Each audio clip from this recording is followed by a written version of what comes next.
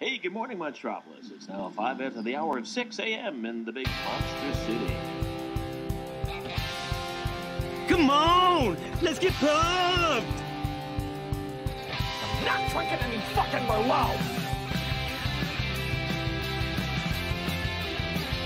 What can I say? The camera loves me. Shall we begin?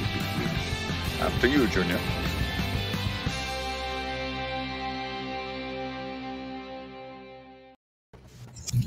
Hello, everybody. Welcome. It's episode number 6. Sorry, of crime or of Logged It. We're talking crime movies tonight. Yeah, I'm excited to be here. We got a full panel. Starting off with Mr. Cody Newberry. Cody, welcome back to the show. You were here week 1. Now you're back for crime movies. How are you? Fitting. Like, what a shocker that I was brought back for this episode. Everybody doesn't get to see what I get to see. During that intro, I almost left the show because Boatman was doing some shit that no one needed to see, but apparently was having a great time. Like, oh gosh, more do you got squirrelies in high school. But no, I'm really excited. I'm going to try to talk about crime movies that I have not talked about on shows before, so, which is very hard for me because, like, a lot of my favorites I've talked about. So I got some interesting picks. So, yeah. Awesome. Boatman, you're back. Will you make it through the whole episode this week? We will see, won't we? And how are you? I'm doing good. Yeah, I'm supposed to be on like every episode for the whole time, and that keeps not happening. And 90% of the time, it's not. We right. have a video game trivia match in about 30 minutes. So better study up on Mario Party 7. It's a deep cut on that. That's a good one. It's one of the better ones. Let's move over. We got Zach Ford, first time on the show. Zach, how are you? Good. I have no idea what I'm doing here. I maybe didn't pay attention to anything you said because I'm staring at my deep database of every movie I watch come up with a list. But exciting news! This is the first time that this new basement backdrop has appeared in the screens for a show I had shot in my new house. Yay! And Kirk, nothing there yet. Kirk, you're back. You were on a horror episode. Now you're back for crime. Shocked. How are you? Good. You invited me on, Tim. I said I'll only do it if you get my top 100 crew back together because I miss those guys. Fair. Ethan refused. Brian says he'd do it, but he has trash takes, so we said no to him. We got Cody. We got Zach. That's good enough. That's fair. All right. Well, we are going to get started right away with the part of the show that we start every week with, the simple questions, the little questions of the week. Starting off with our favorite movie that we logged this week. Cody, we are going to start with you.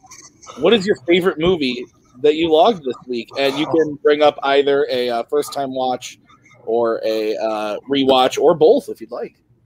So what most people don't know is Tim is kind of an egomaniac, so I thought he was going to go first. And he likes to talk, so I get to go first, which was really weird. But I get probably the best option to go first because I get to pick a movie that I rewatched.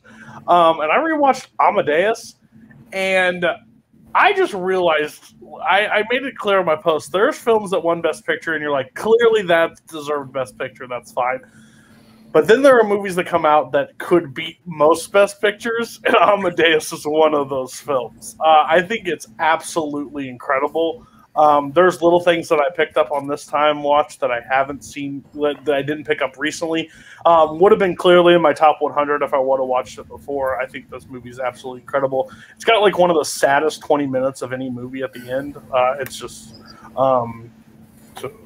I won't give something away for a future match, but it is super depressing and super sad.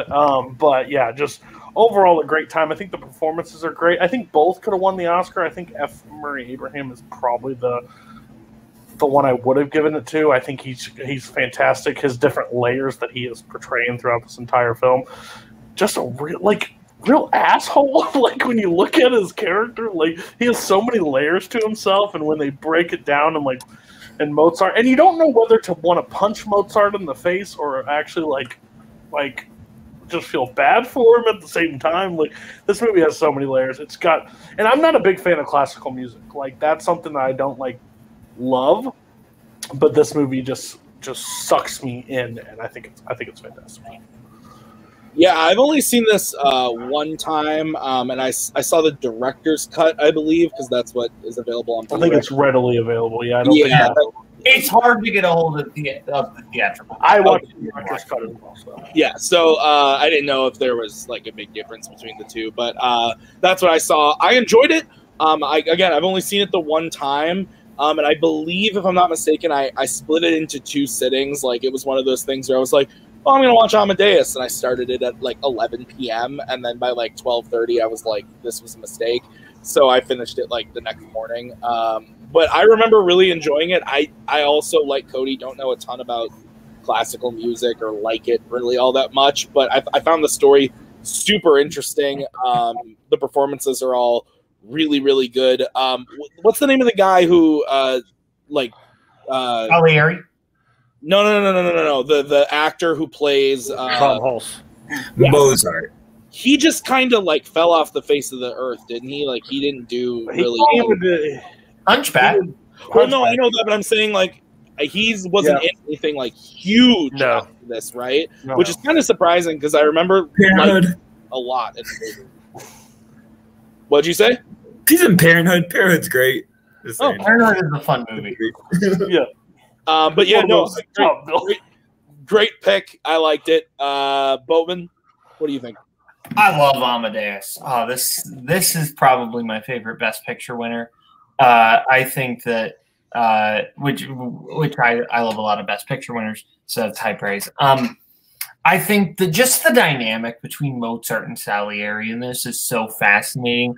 I love the idea of you have one character who has this incredible talent and the other character doesn't, but he has the ability to recognize that talent, and it frustrates him so much because he feels that Mozart is wasting that talent. And to me, that is so incredible that we see this story being told through the eyes of Salieri. There are just so many great little moments. Too Many Notes is maybe one of the most hilariously frustrating moments in a movie. Oh, there are just too many notes. Just take some out and it'll be good. I also love the moment when Salieri writes the march for Mozart, and then Mozart, not trying to be an asshole, but just changes it and critiques it and makes it better. That's such a slap to the face, and Mozart just thinks he's genuinely making better music, and he doesn't look at it like a slight, but you can tell Salieri is just crushed. Zach, your take on Amadeus? The whole 3 hours I just sang the song Amadeus, so I don't really know what happened. It's just Amadeus, Amadeus. I like it quite a bit. I do think the length gets to it. I think I have a problem with meltdowns of movies. Once it's the downfall of the person, you always just seem to drag, a little repetitive. So that part drags a little bit, but for the rest of it, very engaging. They deal with the jealousy and the paranoia all really well. And Tom Hulse, we said he disappeared. He gives a great performance. I feel like his performance started with the laugh, and then he built it around that. But it kind of works because it created a quirk for someone that otherwise we would have thought as a master. Not touching that one. Nope, not a chance. Not in this lifetime. Nathan, stop asking questions like that we can never answer. I'm just excited. Yeah, never mind. Kirk, we'll give you. Yeah, I love Amadeus. It's in my top 30, I think. And Tom Hulse's performance, just the fact that he took basically a historic figure that obviously we don't really know what he was like and what his personality was, and that's not wrong, Paul. And basically just. It kind of creates that person out of thin air. And I'm not familiar with the stage play that's based on, so I don't know how much inspiration he took from that. But his performance is great. And touch on what Boatman said, the relationship between Salieri and Mozart is one of my favorite relationships in any movie. I just love how it starts out. Basically, Salieri is obsessed. His world revolves around Mozart, and Mozart is he's barely on Mozart's radar. And what Mozart does know of him, he thinks they're friends. And I also love relationships about people who, at the end there, where you don't necessarily like each other, but you form a bond because no one else really understands you. You're the only two that understand each other and the only two that get each other. I love that about this movie. And of course, like the music is fantastic and it's used so well. And like Cody said, those last 20 minutes are just devastating. Yeah. All right. I will go next now. Cody, sorry. I wanted to let you go. Like, sorry. Okay. So my favorite. I'm not going to talk about. Fandom movie are we talking about? Yeah, there's a lot of fandom once again that I loved this week, but I watched like Star Wars and stuff, which I could bring up, but one that I did this last time too. God damn it! I'm gonna do it again though. Last week I brought up Freaky Friday, and this week I'm gonna bring up The Parent Trap. Okay, the Disney '90s Parent Trap movie is awesome. It's a lot of fun. I like it a lot. I forgot how much I liked it. It was one that as a kid we watched often, the VHS of The Parent Trap. And I think it holds up. It's really cheesy and pretty dumb, but like I think it's super fun. Lindsay Lohan does a good job. Dennis Quaid is the dad I really like. The like English butler I think is really fun too, and it's a sweet movie. I actually like a lot of like Nancy Meyers like post this movies, which is weird, but I've watched a ton of them with my sisters and Maggie and stuff, and I like her movies, and I like this one quite a bit. So Cody, you looked like you wanted to punch me, but what's the problem? No, it's not punch you. So there's a group that does like double feature watch alongs on Fridays with Mike Hanley, like kind of led thing. And people have picked like great films like Catch Me If You Can and Dirty Rotten Scoundrels and or what? Yeah, everyone for that. Yeah, well, people had things going on, but just different great films. We even watched Con Air and we watched The Rock, and then Thomas Scully gets the option of picking movies, and he picks for the upcoming week The Parent Trap and The Incredibles. Apparently, he wants us to sit around while he studies fandom. It's just pointless. I have no desire in my life to go back and watch this Parent Trap movie. I realized when I was younger it was a good movie. It was fine. I think there are good moments in it. There's probably I can even remember like the fencing scenes and like them realizing my father and your mother and blah blah blah. But I don't want to fucking watch it again. I'd rather watch something fun, something when you got a group with like that. So Thomas Scully's an ass. But I'm glad that you still like The Parent Trap. You have to study for fandom, so you need to watch The Parent Trap. Yeah, for me, not a fucking chance in hell. So. Yeah, I will say as a follow up to this, I watched this back to back with the first Princess Diaries movie, and that movie does not hold up. But Parent Trap does. Boatman, Parent Trap. Of the 3 attempts to reboot a classic Disney live action film with Lindsay Lohan, this is the middle one. I think Freaky Friday is the best one. Herbie Fully Loaded is awful. This one is good. This one is a really charming movie. This was one that played on the Disney Channel a lot. So naturally, as a kid with no friends, I watched it a lot. There are some really fun things. I think Nancy Meyers is one of those directors who is able to take a movie that is inherently just kind of okay and add some really fun flair to it. Like the soundtrack. This movie's soundtrack is legitimately great. This is a fantastic soundtrack. I will always associate Nat King Cole's LOVE with this movie. I think Lindsay Lohan is legitimately great in this movie. I enjoy it. Paul is an enigma. I'm just going to throw it out. Paul is this person I just don't fucking understand anymore. Will rip you apart for takes and then comes in with fucking fully loaded shit. Go away. I don't understand you anymore. Zach, The Parent Trap. Yeah, I haven't seen it since I was a kid. I did watch Princess Diaries recently, though, so let's just talk about that. It doesn't hold up. But my wife was just like, who sees like 5 movies a year, was just like, you know what I really need to see? Princess Diaries. So it was like the one thing she felt she's been missing out on for years. Parent Trap hasn't came up, so one day my wife, that'll be the other main movie she's missed throughout history that we'll have to watch. Kirk, The Parent Trap.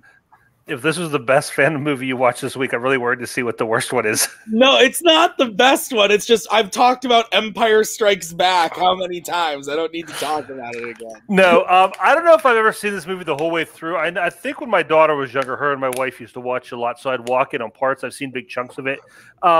It's fine. I agree with Boatman. There's a scene they used, Here Comes the Sun, right? Is this that movie? I think it's that movie. Yes. Okay, yeah. So, yeah, I agree with Boatman on the soundtrack. And There She Goes by the Laws. There she goes. There she goes. I'm going to sing at least 10 times in the show, I decided. All right, Boatman. Your favorite movie you logged this week? Well, so my favorite movie I've logged this week, I feel like everybody knows everything. Beauty and the Beast, 1991. Perfect movie. I'm going to go with yes, perfect movie. I'm going to go with a film I feel like not enough people have talked about because I just kind of stumbled onto it. I'm going with a film called Noises Off. This is a film from 1992 that it basically centers around a group of actors and their director producing a stage play. And the film is based on a stage play. The first act of the film, you see them like rehearsing the stage play, right? Then the second, you see all the craziness that is going on like behind the scenes during a show. And then the third, you see just kind of the disaster that happens. And the way the comedy is done, and this is so brilliant, the way the actors kind of go in and out of their character like that is so hilarious. Michael Caine plays the director. Carol Burnett is incredible in this movie as one of the actresses. You also have Christopher Reeve and Julie Haggerty as the stage manager. This is by Peter Bogdanovich, probably best known for The Last Picture Show or Paper Moon. And he does an incredible job directing this. The third has some of the best like visual slapstick comedy I've ever seen in a movie. It's fantastic. I highly recommend it. Yeah, I haven't seen this, but I've like heard of the stage play. When I was in high school, my like drama director was like obsessed with Noises Off and had recommended it to me a lot. I still haven't checked it out, but I've heard really, really great things about it. So I'll definitely add it to the watch list. Cody, have you seen this?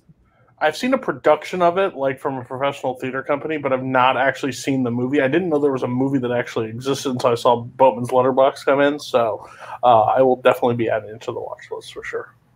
Zach? Because the show's great.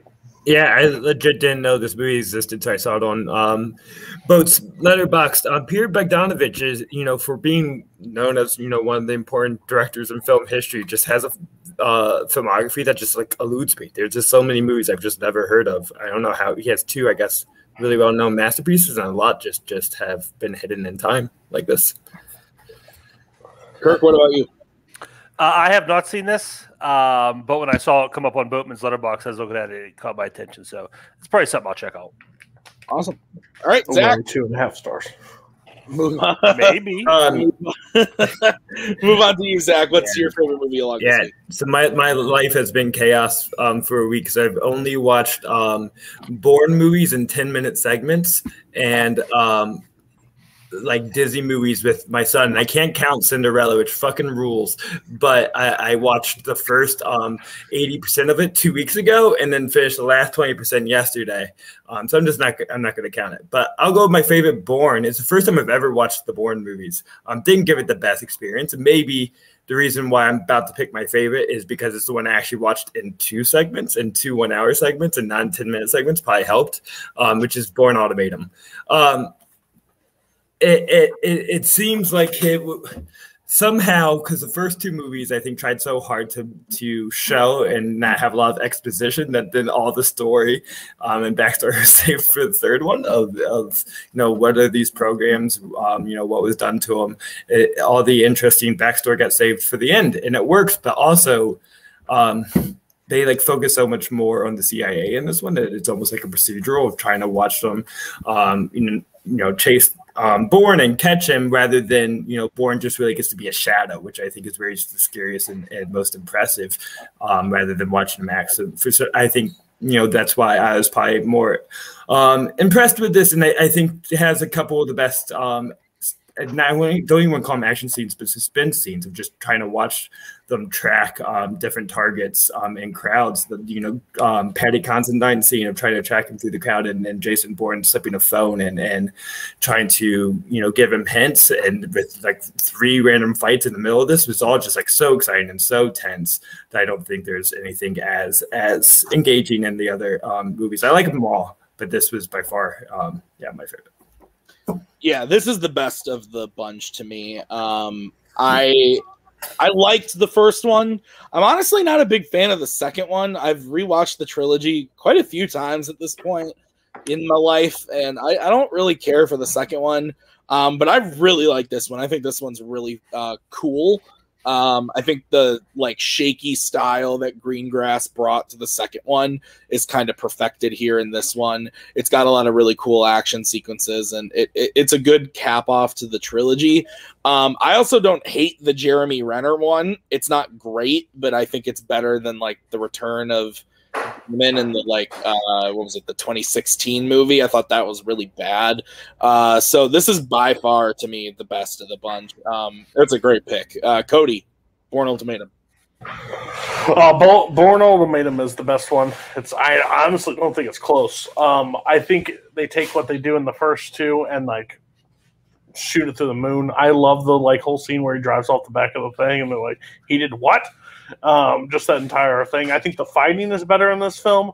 Bourne is such a weird franchise because I enjoyed the first 3, the third one by far, but like I was so disappointed with the 2016 one that got me in the theater by one punch. Like one punch in a trailer was like, I'm in, and then what a freaking disappointment that was. But yeah, Ultimatum is a lot of fun. I need to rewatch actually the first 3. I haven't done it in a while, so yeah. Boatman. I loved the Bourne movies when I was younger, like 14, 15. I just loved those movies. Identity is my personal favorite. And then I was like super hyped because, they're bringing Matt Damon back 2016. I'm in. That was maybe one of my most disappointing experiences in a theater because I was so excited for that movie. But Ultimatum's really good. I prefer Identity, but I don't begrudge anyone who prefers Ultimatum because this movie's excellent. Easily my favorite of the 2 Greengrass ones. And I love both of them ending with that Moby song. There's 3. Two original. We don't count the other one. Fair enough. Kirk. I don't think I've seen this one. I've seen the first one. I think I saw the second one, but I'm pretty sure I haven't seen this one yet. Fair enough. All right, Kirk, we go on to you. What's your favorite movie you logged this week? I was studying for trivia this week, so I was doing a lot of rewatches, and I didn't want to watch. I don't want to talk about Harry Potter, so I watched the movie specifically so I could log it and talk about today. What I've wanted to see for a while, and it popped up on Hulu, and I'm like, I'm going to watch this. And it's and I'm afraid I might be taking a movie from somebody's crime list because I know somebody here just watched this recently, and it's Memories of Murder. Bong Joon-ho movie. I wanted to see this for a long time. Heard so much great stuff about it. It is such a great, really good crime movie. Really good detective story about 2 very different police officers who kind of have opposing arcs. Whose lives and whose ideologies are kind of moving in opposite directions, start in one place and kind of end in the reverse. And it's just a very frustrating movie in that they're trying to find this killer, they can't, and basically like the small town cops where this is, they're in charge of this, are basically just trying to they're setting people up, like they just want to name, they just want to be able to say they caught somebody. So they're like, they're torturing witnesses and doing all this really underhanded stuff, just trying to catch somebody. It just keeps failing for them. It's almost darkly comic in how it, in the way like they just keep failing, trying and failing to get a suspect and to get somebody arrested for these crimes. And then when they finally kind of do get onto the guy, they think they're onto the guy. Things fall apart a little more with that. I don't want to give too much away. But it's a really good movie. A lot of just a really good looking movie. So many great shots. A lot of I don't want to call them action scenes because they're not it's not like this is the minute of the action scene, but just scenes where action happens and they're shot really well. And just like there's a scene at the end where the two people are standing in the mouth of a tunnel and you see it from inside the tunnel. Just a beautiful shot. So I do want to give it a rewatch because when I'm watching non-English language films, I love watching them, but sometimes it takes me a while to get my bearings. And with this one, there's it's just a movie that just starts and goes and doesn't really give you a chance to catch up. So I do want to give it a rewatch because I'm sure there's a lot I missed and a lot I need to catch up on. But even on the first watch, it was really good. Yeah, this just came out on Criterion, and I really want to pick it up and watch it because I've heard nothing but great things about it. And also, Boatman, if you want me to mute or put a certain person in timeout, you just let me know for any comments that they make. No. I was meaning I muted my speakers. No, that's not what I'm talking. Never mind. Whoo, joke. Okay. Oh, Cody. you're talking about pacing with Cars 3. Yes, Cool. I am. Cody, you just watched this, though, I think, right? Yes, it's in my top 5 movies that I've watched for YLS. I think this movie's absolutely incredible. I've also said this numerous times. Paul just thinks I haven't watched enough of them, but I don't watch a lot of foreign language films just because I'm an uncultured swine, and I have the attention span of a newt. So when you read the films, my mind gets sidetracked and I go different places. I'm like, oh yeah, I'm watching a movie. But this one fully hooked me in. I think this movie, this is a movie I dove into the back, why it was made, interviews on the making of this film, and I just found everything so fascinating on this. I won't say anything because I don't want to give anything away of it, but it's got kind of the cop feel where they switch, where they start in one place and they end up taking each other's roles at one point. It's a fantastic movie. I would definitely check it out. I think it's on Hulu, or go buy the $50 Criterion collection. Because that's what people. $50.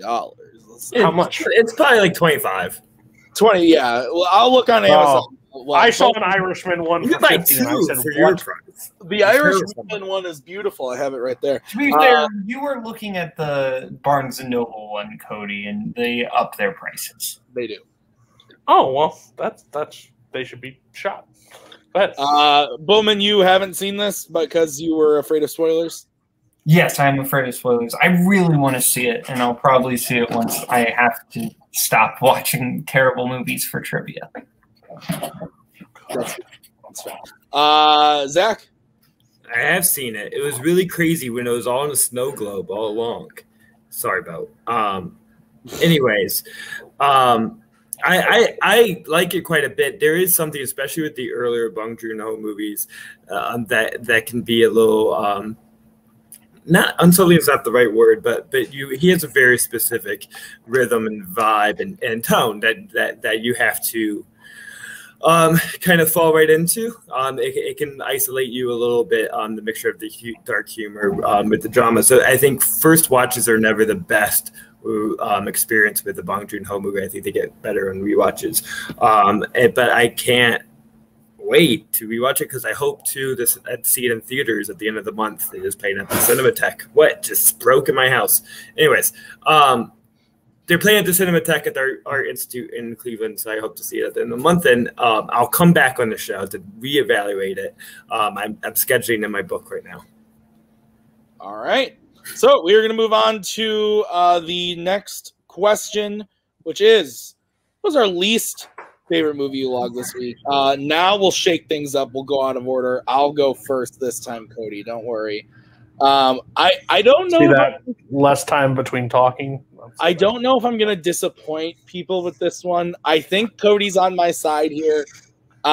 So again, as we all know, I've been watching Fandom movies, and there's one that I hadn't seen in a very long time that as a kid I remembered thinking, oh yeah, I used to have fun with this. This movie fucking sucks. It's Robin Williams in Flubber. This movie is garbage. Listen, I love Robin Williams. And this movie is just terrible. Like, there's like no redeeming qualities about this to me at all. I had a horrible time watching it. They do nothing, and I haven't seen any of the original, like, because this was what, a remake of Absent-Minded Professor? Is that what it was, or is that what it was called, or something? I don't remember what it was called. Yes, okay, thank you. So they like, I haven't seen any of that. This is the only thing I've seen, but like the characters are just terrible. You don't give a shit about anything that's happening. Will Wheaton plays this like little brat kid who's like not getting like his grades, and that's a thing for some reason, and then he keeps forgetting about his wedding, and I don't know. It's just, it was all terrible. It was only like 88 minutes, and it was rough. I did not have a good time. And this is also, you know, I watched The Rise of Skywalker this week too, and like that's a bad movie, and this is worse to me. I hated this. Hated this. Cody, Flubber. I'm a huge Robin Williams fan. Probably one of my favorite comedic actors. Probably my favorite. But man, did he pick some doozies. He got sucked into a contract, and you can't convince me any different with. And I think his last one was Old Dogs. If I'm not like, he was locked into Disney. Yeah, I think so. Yes, I think he was locked into a contract and had to do movies. And Flubber is. I literally put in my review the last time I watched it. I'm sad. Because when I watched this, when I watched it when I was like 10, like 8 or 10, this movie is fine. I mean, it's Flubber, it's Robin Williams, it's fine. This movie just has nothing for any like real. It's like Space Jam. Like, you just want to keep those things in your childhood and never revisit them and lock them away. Terrible when you Space Jam rules. Shut your mouth. You're an idiot. I'm sorry. I hate to do this to you, Zach, but you're a moron. This movie is bad. Space Jam is bad. Just. Yeah, I don't think there's many people that defend Flubber anymore. If you are, then you just don't like film. So, yeah. There's also that, I just saw this, but like that robot, that floating robot that was like in love with She wants him. to fuck Robin Williams. Yeah, she wants to bang Robin Williams the whole time. And I'm like, you're a robot. You're supposed to be. Did you not get, like, what's going on? Like, it's so bad. Yeah, none of it makes sense. Boatman. Here's the thing you have to remember about Flubber. Oh boy. This movie features a main character. Tim alluded to it, but I don't think Tim stressed the intensity of it. Who was not late to his wedding. He did not even not show up at his own wedding. This man was late to the third try of his wedding. He had been late. He had not shown up 2 other times and then forgot a third time. That is the main character of your movie that you are supposed to sympathize with. Well, he's honestly, Robin Williams is not a good, like, husband. If you think about it, he's just not a good husband in most of his movies. The guy's busy making advanced slime. He's changing the world with his slime. He gave up playoff tickets. I don't want to hear it. There's a difference.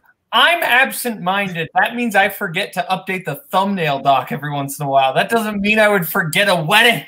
Once in a while. You're not an absent-minded professor. You're just absent-minded. You don't even get the smart aspect after. And I hate that he's even like trying again. Like how she would give him 3 chances to show up to this wedding that they planned, spend money, do all this stuff, and he misses it 3 times. Yeah, you're gone. Where your robot? But he uses Flubber to win a basketball game. There's nothing in the robot. Zach, do you have anything you want to add to Flubber? I haven't seen it since I was a kid. Maybe there is a sense of nostalgia I have because I'm never going to rewatch it. I'm going to let it exist in there. But I watched with my grandparents. I remember that in theaters, and grandparents are great, like as a concept, and my specific grandparents. And so I love Flubber because I saw it with, my dear grandma. Also, why Flubber might have been bad for the world is because slime sucks. Just like my students, like 13-year-olds got obsessed with slime and just stuck to everything and is annoying as shit. Let's not make slime like have its own mind. That's fucking worse. Don't need it. Quote, grandparents are great as a concept is one of my new favorite quotes. They're great as a concept. Kirk, your take.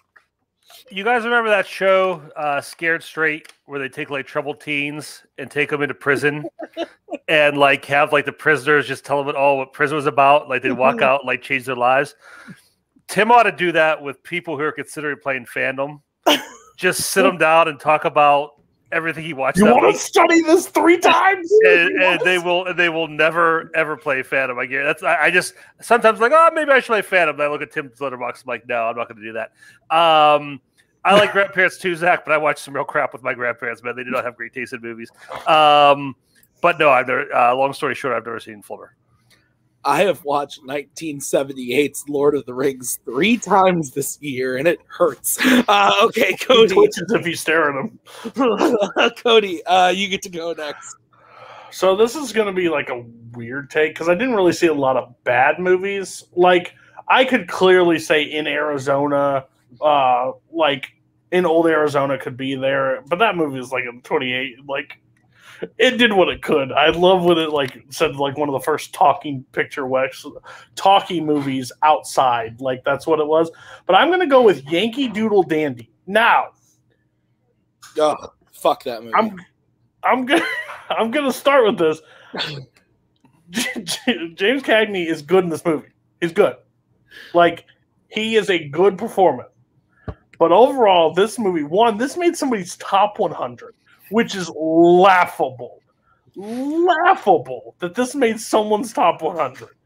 Second, I've seen 4th graders perform these patriotic songs probably better than this movie actually did it. I hit like the Yankee Doodle Dandy and all these like over patriotic like songs that you hear from like child concerts.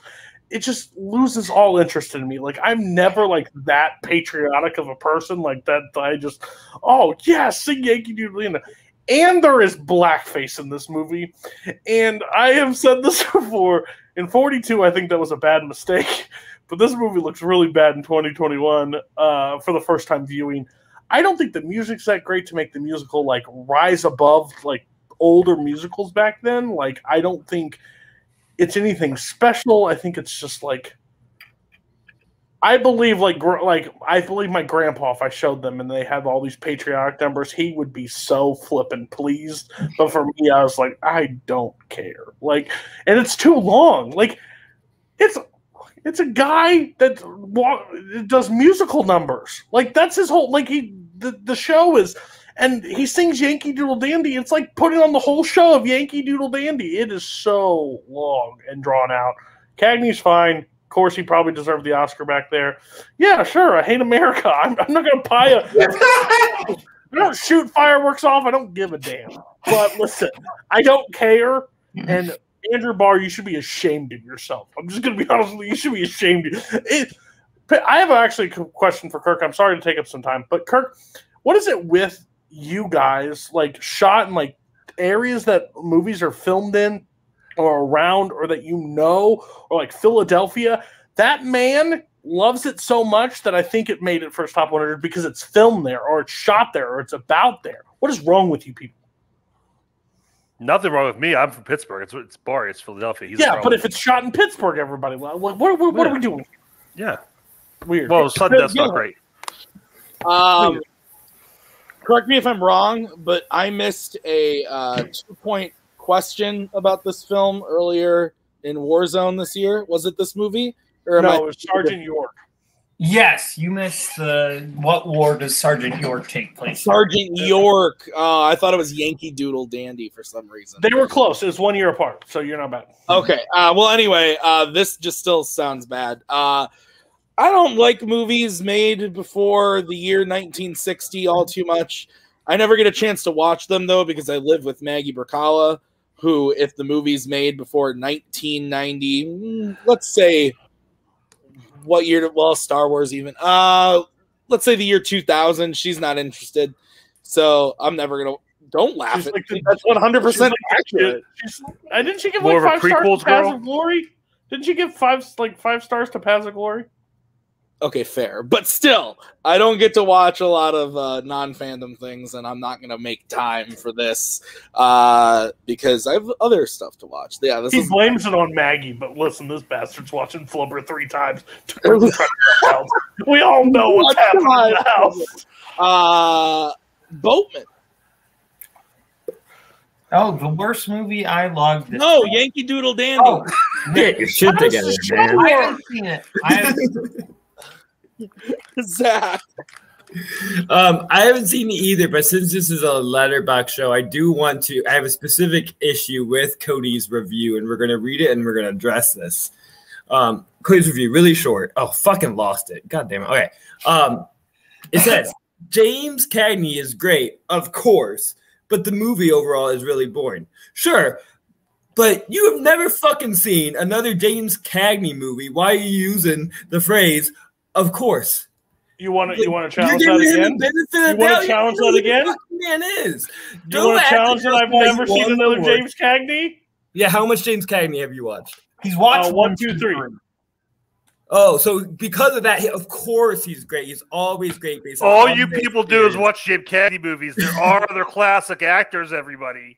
Yeah, that's it. I'm just saying, you're just saying the word "of course" incorrectly because why you give him a benefit of the doubt? You don't know if he earned that or not. You gave Too Fast, Too Furious 3 stars. I don't need you to come at me. Solid okay? movie. You gave it 3 stars. I don't need you to come and go watch Tyrese. Okay, shut your mouth. Whoo, Kirk, Yankee Doodle Dandy. Yeah, this is a movie that shouldn't work. I gave this like a middle of the road rating, and it's like the just that pie in the sky, like optimistic patriotism, but like the war era, is the World War II era, is kind of just like hokey now, and the movie's basically like a George Cohen mixtape, but Cagney is so good in this. Like he makes. Cody's right. Like I really shouldn't care about this guy. Like he's just a singer. Its story's not that interesting. But he plays this so well and so compelling that like I'm just drawn to him as a character in this movie, and it all revolves around him. I'm not comparing it to the other ones. I didn't say, of course. I just said in this one movie, he's very good. Yikes! All right, Boatman, let's move over to you. Now you can tell us your least favorite movie. So the keyword is least favorite movie I've logged this week, not least favorite movie I've watched this week. So next week we'll get into some fun. But this week, in terms of what I've actually logged, I haven't logged anything too terrible. So I'm going with the movie I gave 3 stars. So I still think it's a better movie than it isn't. But it felt very tonally confused. I'm going with Spike Lee's Summer of Sam. This is a depiction of the Son of Sam murders. And imagine if Spike Lee tried to make, like, Casino while also trying to make Zodiac while also trying to make Boogie Nights. That's what this movie feels like. It's a weird combination of a bunch of different things, and some of them work really well, and some of them don't. It's a little too long, but there's some great individual things in it. I think John Leguizamo is actually really good in this movie, along with Adrian Brody. And I think there's some really cool, like, just 70s dynamics in here. But overall, it's just a very tonally confused movie. Again, I like it more than I don't, but it's lower rung on the Spike Lee films. Yeah, I have not seen this. I've only seen a few Spike Lee movies, his most recent couple, and then I saw Inside Man. That's about it. Someone I want to get into the filmography. There's just so many movies and so many places to go. I haven't gone there yet, but I want to. Cody, what about you? Have you seen this? So I just personally don't think Spike Lee should tackle this kind of movie, in my opinion. I just don't feel like that's up his alley for like true crime. And you put Zodiac, Goodfellas, and Boogie Nights. Didn't hate Boogie Nights as much as everything else, but you picked 2 like films that I actually like, but I would never want them in the same movie. So I'm gonna pass because that does not work for me at all. So yeah. Zach, have you seen this? I have not, and I have no concerns with the way Boatman wrote his Letterboxd review. So next. Oh, I put in caps, of course, now. Nice. Kurt. I have not seen this, but Boatman's description is pretty much the exact vibe I've gotten from this movie anytime I've like seen like clips or trailers or anything, which is weirdly why I want to see it, but also why I have avoided it, if that makes sense. Also, it does that runtime does scare me off a little bit, but I do want to see it eventually because I just want to get through his filmography. All right. We are on to Zach for your least favorite movie along this week. Yeah, I'm going to stretch the week a little bit because I just do what I want to do, which I'm also upset about this because then I could have talked about my favorite movie about truffle hunters, documentary about old Italian men looking for truffles, and that would have just been a much more Zach thing to come and talk about. But that movie fucking rules. Anyways,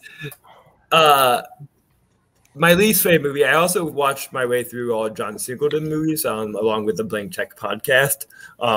Did you guys know there's this movie that exists called Abduction? Because it does not fucking exist. And how, like, John Singleton went from immediately being this, like, very important filmmaker with, like, an important perspective and voice to doing the most, like, anonymous, meaningless vehicle for Taylor Lautner that it is just like confusing. They could have hired anyone to direct this movie. There's no style to it. There's no uniqueness to it. It has a pretty stacked cast for a movie that just like sucks. I do think Alfred Molina's pretty interesting and solid in it. I think he does what movie he's in. But it's just like extremely stupid. I do think some of the action sequences kind of function well, and I maybe that's where John Singleton's adeptness helps. His competency at least can show in how to film those sequences, but the plot just is stupid. And mainly Taylor Lautner is void of any kind of charisma or screen presence that drains all energy out of the movie right away. So the only reason anyone would ever watch this movie is if they're trying to get through John Singleton's filmography, because this movie just died on release. Yeah, I remember when this came out and like seeing the ads for it and thinking it looked really rough. I never saw it. I have no desire to see it. I think Taylor Lautner's not good ever. Sorry to all those friggin' Kingsmen who like Shark Boy and Lava Girl or whatever, but that shit's terrible. Don't wrap us. That's Spence and Holtzman, and that's it. Okay, fair enough. But yeah, no, not a fan. Don't care. Yeah, no. Cody. I mean, this killed his career, basically. I mean, he was after, like, you thought he was going to be like this next big thing from the Twilight series, and then just they put him in an action film. And I remember the trailer. I've never fully seen this movie, but yeah, after that, Adam Sandler, I think, found him in Hollywood, like sitting on the corner and like, hey, you want to do Grown Ups 2 and Ridiculous 6, please? And then they put him in stuff.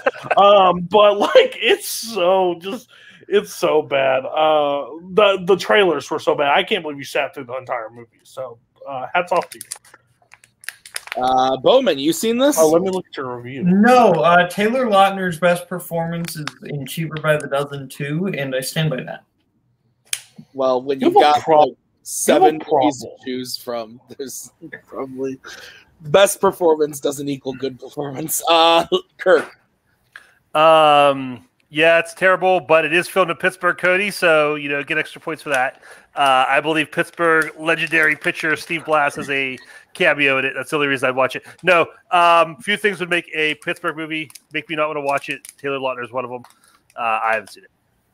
All right, action. Yeah, and real quick, thinking about my Letterboxd review that I posted for it, there is a moment early in the movie that him and what's her face, Jesus Christ, Phil Collins' daughter, Lily Collins, Taylor Lautner and Lily Collins' daughter are working on a school project, and for some reason their project's on like abduction, and they're like looking at the abduction websites, and look, I can see every kid who's ever been stolen, and during this their like shoulders touch, and they're like, should we make out? In the middle of like looking at all these kids who have like lost their family. It is fucking lovely. It's just a masterpiece moment in all movies. Jesus.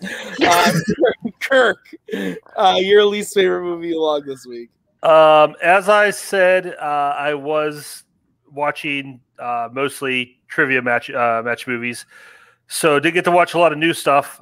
So I could talk about Fantastic Beasts because that movie sucks. But I want to talk about the one new movie I did watch this week for trivia, which Boatman after the fact informed me I did not need to watch because I had it in the wrong category. It's Kingsman: The Golden Circle. You thought it was you thought it was something else? It was the category I was studying for was non-fandom movies, and then after I logged it, Boatman was like, "You know, it's a fandom movie, right?" Like, son of a bitch, no, I didn't watch that for no reason whatsoever. But yeah, I did not realize Icon was a Marvel imprint.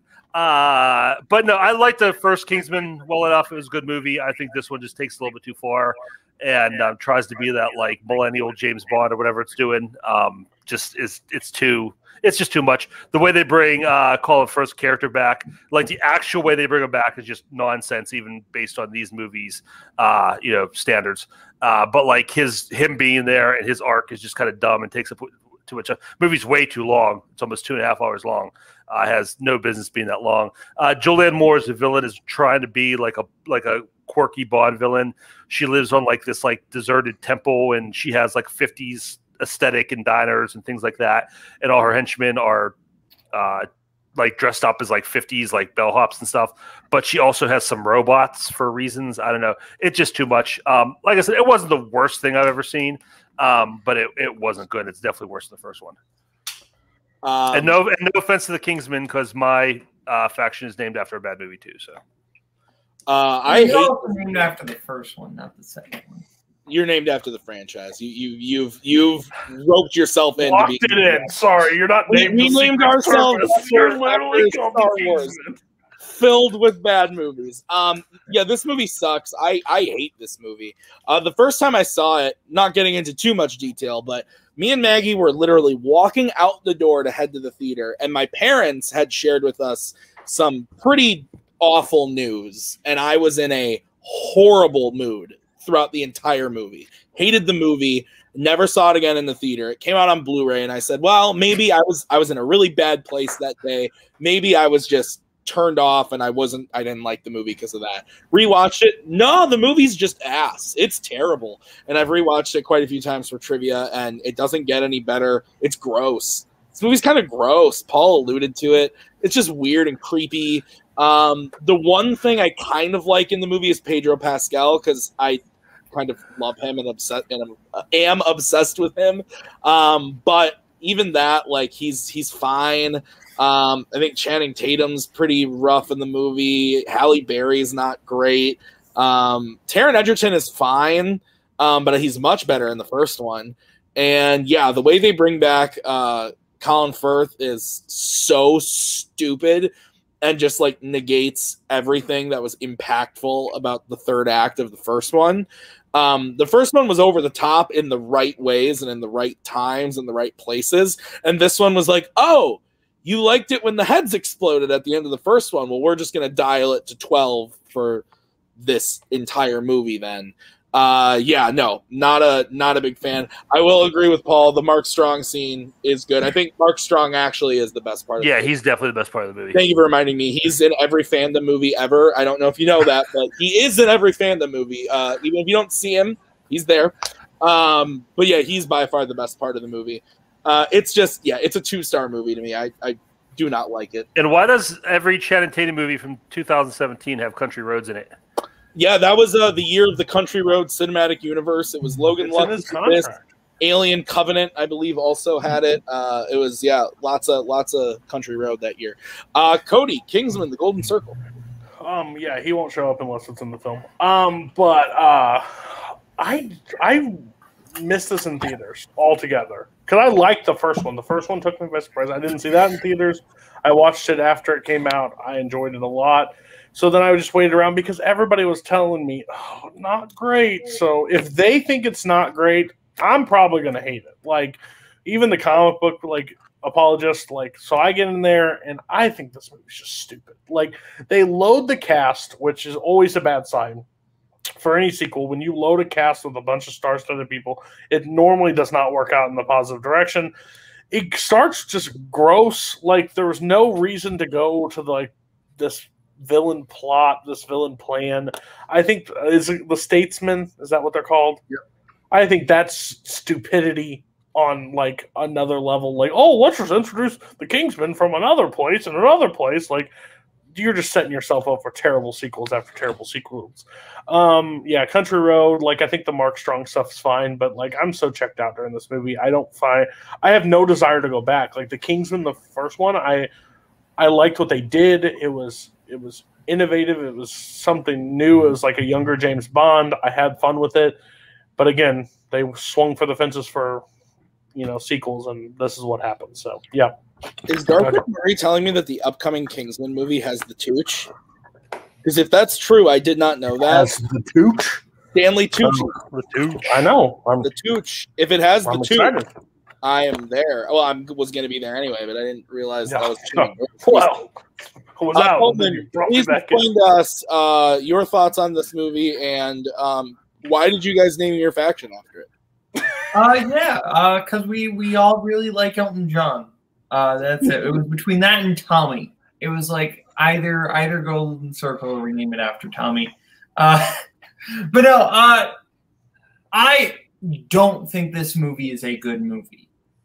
Did I have fun watching a lot of it? Kind of. The stuff with the microchip is gross. I think like the last 20, 30 minutes of this movie are super fun. Like all the stuff that actually takes place in like Poppy's lair is super fun. And I really like Elton John in the movie. I don't mind the Statesman stuff. Again, I don't think it's a good movie, but I had a fun time watching it. All right. Zach, have you seen this? I have seen it. I don't know what anyone say. I spent the last 3 minutes a combination of humming, Take Me Home Country Road, and then I'm wondering if John Denver is still alive. Pretty stupidly, Fanny died in a pretty famous plane crash in the 90s. So John Denver not alive, because I was like, they should just do another Muppet John Denver shit. That can't happen. Anyways, it's a bad movie.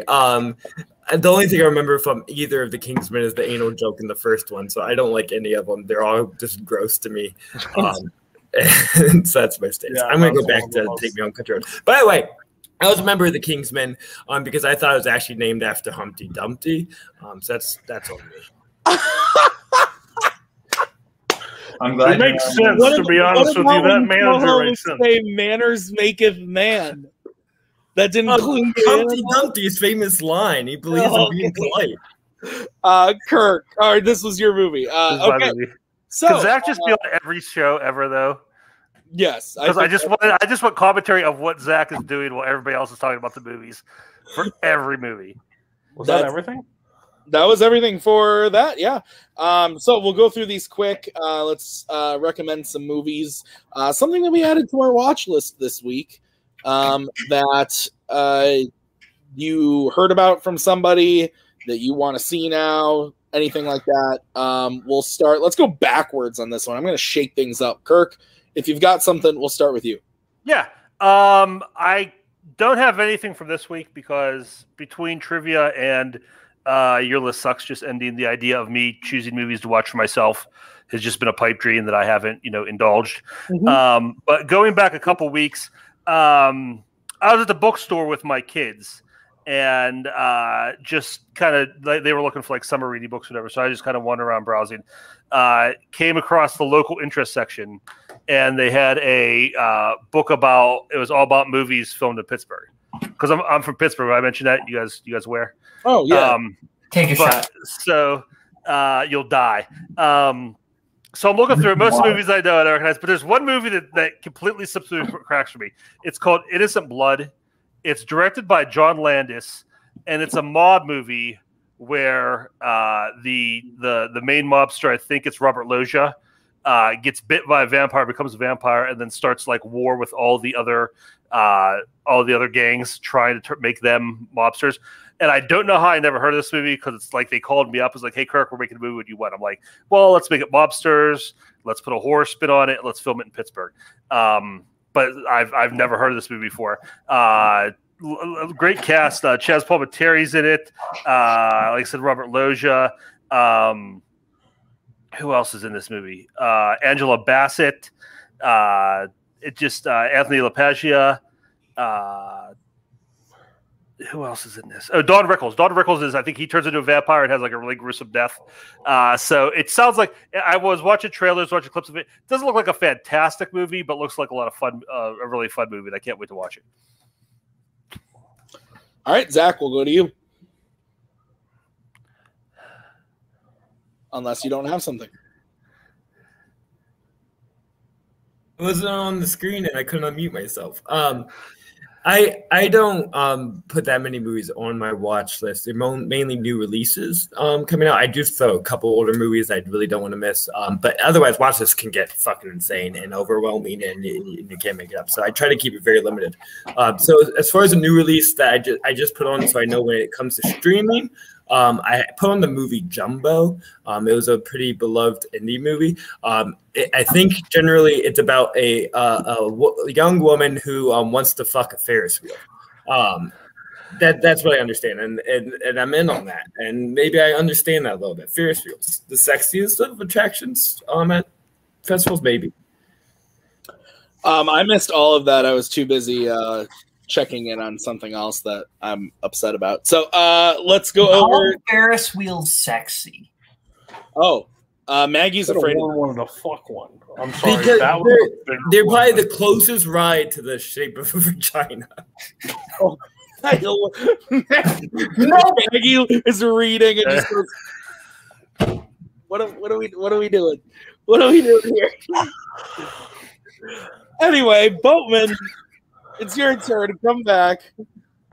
Do I have to? Yes, you do. Yeah, you set me up. It's your fault. Continue. Cool. This is a movie I was familiar with. Like, this wasn't a recent discovery, but I've been watching a lot of George C. Scott lately, and I think he's an incredible actor. And there's a movie from 1980 called The Changeling, where it's a horror movie where he plays the lead. And honestly, I know nothing about the actual plot beyond that. I know a lot of people like it. And I'm in with George C. Scott. Like, at this point, I'll watch anything that man does because he's never given a bad performance I've seen. Cody. So I was hoping it's going to win the poll. I don't think it's going to win the poll because people are boring and you pick boring-ass choices for the top two spots. So I'm going to pick Adaptation. Just with Catch Me If You Can and Zodiac, those were going to clearly win for a mile. There was no shot for anything like mine. Tim picked basic choices. Oh, it was Tim's choices. I apologize. I apologize, Tim. Don't get me started. Adaptation is something I don't know if I will like, but I want to see it. I felt like watching it for the movie of the month will be the only reason I would watch it. It has everybody on Letterboxd that I disagree with have it high, and people that I agree with have it high. So it's kind of this middle thing. And then Spence is the only one on Letterboxd with it really low, and I don't value movie taste from Spence at all. So I think this might be a movie I will at least enjoy. So it's on my list. I hope I like it, but that's what I want to check out. But yeah. For me, I'm going the Zach route. I'm putting on a new release that's coming soon that I saw the trailer for. It was always going to be no, I already saw that. It was always going to be in my most anticipated movies of the year, but the trailer came out and it was amazing. The new Halloween movie, Halloween Kills, that trailer fucking slaps. I thought the movie looked amazing. I very much enjoyed the 2018 Halloween movie. I didn't absolutely love it. I thought they did some wacky stuff in the third act that I didn't love, but overall I thought it was really, really good. And I'm super looking forward to this one because the kills in here look amazing. Honestly, they might have showed a little too much. So I probably won't watch another trailer, honestly, because I've seen enough. So I'm very much looking forward to it. Halloween Kills, yeah, it comes out in October. So that's my choice. Okay. So we are going to move on to the main part of the show. We're going to talk crime movies. And we're going to make our Letterboxd list. So, guys, please head over to the Letterboxd. the Multiplex Logged It Letterbox page, you'll see all the movies that we talk about this evening on there. So I will start with my first pick. Like Cody, I don't want to just bring up the ones that we always talk about all the time. So I'm going to go one that still gets talked about a lot, but I don't think I've ever talked about it on a show before. That is Collateral. I love this movie. I think this movie's really cool. I had never seen it until maybe 2015, 2016, when I was getting really into like Tom Cruise action movies. And I love Tom Cruise. I don't give a shit about his personal life. I just think he's in some pretty cool action movies. And this one is really, really fun. I think he's great as a villain. I think Jamie Foxx is awesome in this movie, and just their whole dynamic throughout the entire movie, kind of wondering, is Jamie Foxx gonna stick with it? Is he gonna try to stop him? Like, what's gonna? It's really, really fun, and yeah, I think Tom Cruise with silver hair, not too bad, not too bad. Tom, you should try playing a villain again with silver hair. Doesn't have to be silver hair, but he should be a villain again because he did a kick-ass job. And I think the final fight too, on like when they're chasing and then they end up on like that subway train or whatever you want to call it. I don't live in the city. I don't know what it's called. But I think that's really fun. And Michael Mann, like there's other ones I don't want to say that could be brought up, but like he's just so good with like sound and visual, and like it just like sucks you into the movie. I think this movie is a lot of fun. And I showed it to Maggie for the first time during quarantine, and I remember her going, yeah, that was all right. So, you know, that means it's probably all right. So, Cody, your take on Collateral. Oh, I love Collateral. I like Tom Cruise a lot. I think that's what me and like Chance, when we first joined this community, me and Chance both. I think he's like one of the last big like movie superstars out there that like sells a movie by himself in it. And I think he's fantastic throughout this film. And I think Jamie Foxx, again, not a huge Jamie Foxx fan. I think Jamie Foxx is very hit or miss. I think Ray and I think like Collateral, movies like that is where he really shines. This movie is when Tom Cruise, I agree, I think should play more villains, more bad guys. I think he's incredible at it. And I just like how gritty this movie is. And yeah, great choice. It wasn't on my list, and I wish I would have thought of it. Great choice. Boatman. Tom Cruise is one of those actors that he often plays Tom Cruise, but that doesn't mean that he can't play other roles. He just picks a lot of the roles that just have him be himself. And I like Tom Cruise playing Tom Cruise, but when he does movies like this, I love it.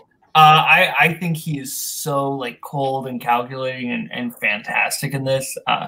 It's really jarring to watch actually him do a role like this.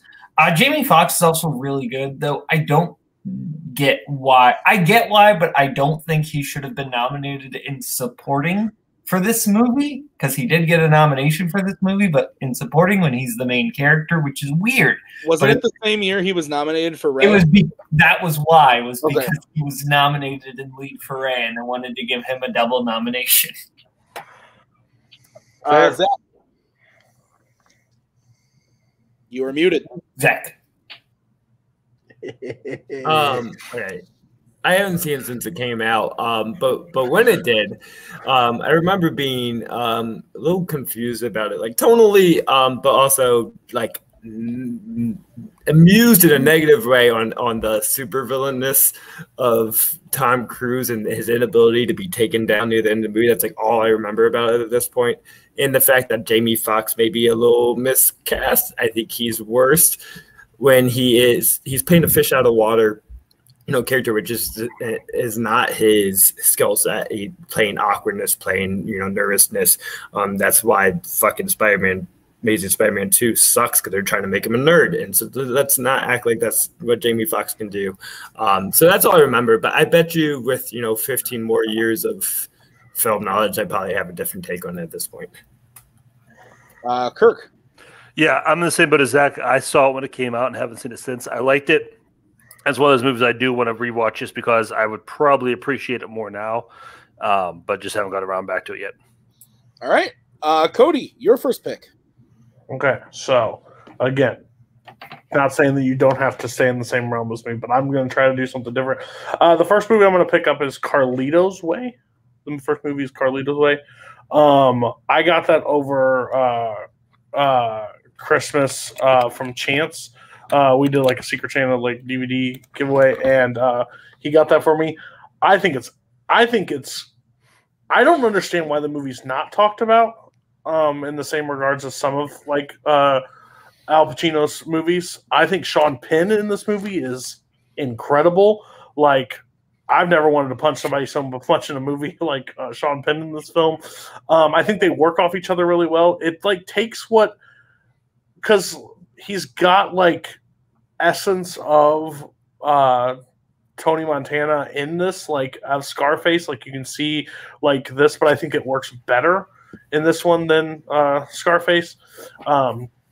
I just really like Brian De Palma's movies. I haven't seen his entire filmography, so I'm not an expert. I won't like put it as a strength or say like, of course, it's one of his greatest films. But I think this is a really strong one. I would suggest it for anybody that likes crime, especially Pacino crime movies. So yeah, my first one's Carlito's Way.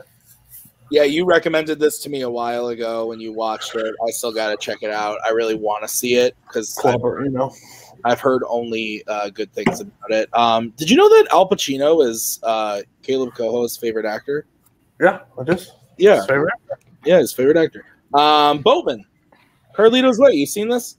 Oh yeah, it's been a little bit, but I remember really liking it. Sean Penn to me was the standout of this movie. I think he's really great. This is actually one of his best performances, in my opinion, as Pacino's cokehead lawyer. He's great. And I just kind of love the types of movies where, like, a character who is a criminal is trying to, like, go straight, but all the situations around him are preventing him. I think that really works, and Pacino's fantastic, and De Palma's great. So yeah, great, really good gangster movie. Yeah. I haven't seen Carlito's Way, but I just want to acknowledge the rotation. Really solid, really like it. Wish we would use this more often in other groups. The rotation of commoners. This is a hit against you, Cody. I like that we have Boatman, then me, then Kirk, then Cody, then Boatman, then me, then Kirk, and there's no 10 seconds of silence. That's fair. Sure. I really like this movie. Yeah, I think Cody's. It's almost like it's like an alternate reality Scarface, where he like got older and kind of got himself together, and at least tried to. But I love these. I love those, like Boatman said, those tragic crime movies where they want to get out and they're trying to do the right thing, but the sins of their past and just the people they've associated with, you just know it's not possible. And it's just so sad to see it when they're trying so hard. They really want it. You know, they're sincere in their desire to be different, but just what they are. And that's their life and they can't get away with it. Pacino's really good in it. It's a much more understated role for him in this kind of movie. And I just like that character he creates. Sean Penn's really good in it. Who else is in this? Viggo Mortensen, I think he's good in it. I forget the others of the cast. It's been a while since I've seen it, but it's a really solid movie. Are you telling me that Strider, Ranger, Aragorn is in this movie? He is. All right, well, I'm gonna watch it tonight. You also know it's fascinating that we waited 10 seconds for Zach to unmute earlier. So yeah, it's interesting how he does his great when we pass things off. Good call, buddy. Boatman, what's your first pick? I'm going with a more obvious pick. It's so obvious in that it's the thumbnail of this episode. All it takes is a little confidence. Paul Newman, Robert Redford, The Sting. I love The Sting. I love The Sting even when I'm watching The Sting while Cody is yelling during YLS. The Sting is such a fun movie. I love the aesthetics of this movie, the 30s style costumes and production design. Redford is so charming in this movie, but so good. Like, Robert Shaw is such a hateable villain. Doyle Lonnegan is an asshole, and it's great. Like, there are a few villains that you just want to see, like, just brought down like Doyle Lonnegan. Newman, not in this movie all that much, but his little bit of screen time, he kills it. One of my favorite just scenes in movies is Paul Newman in the poker game, just trying to get Robert Shaw pissed off at him. So much fun. This is just one of my all-time favorite movies. I love con artist movies, and the big con in this is so satisfying. I haven't seen this, but it just came out on 4K. So I think maybe I'll go pick it up and give it a watch then, because I like all the people in it. So I'm game for it. Cody, you're much more cultured than I am, and you've seen this. Your take. He'll buy it on 4K. They'll sit on his damn shelf for months until he's done with Fandom. Accurate. Sting, this movie I watched the first time. I didn't understand the hype for it. I thought Boatman was completely wrong. I thought the movie was fine. I was in a bad mood, which is most of the time. It's happening more and more around Zach. But this is a movie that's really good. I think Robert Shaw is. I think Paul Newman is one of those people that like commands the screen and doesn't have a lot of runtime, but he's the standout in most films. But like Robert Shaw in this film is incredible to me. I think Robert Shaw is one of those actors we lost way too soon in his career. I think he's incredible. This movie definitely, it's not one of my all-time favorite crime movies or up there. It may on more watches go up there, but yeah, it's definitely worth a watch, especially with Redford, Shaw, and Newman all in the same movie. It speaks for itself. Zach, your take. Yeah, this is a movie that on paper should be one of my favorite movies. And I adore Butch Cassidy, George Roy Hill and Redford's Newman's other collaboration, which was on my short list for this list, but I deemed it not crime enough, more of a Western. But for some reason, I have trouble finding the buzz of it that everybody else seems to get. I feel like there's a kick missing. I was just a little bored watching. Maybe I was in the wrong patience. I do have attention span issues that another watch could benefit, but the first time there's just something missing, some kind of kick to it. Kirk, what about you? I really like this movie. I just rewatched it again not too long ago. What I like about this movie is that at its core, it's a revenge movie.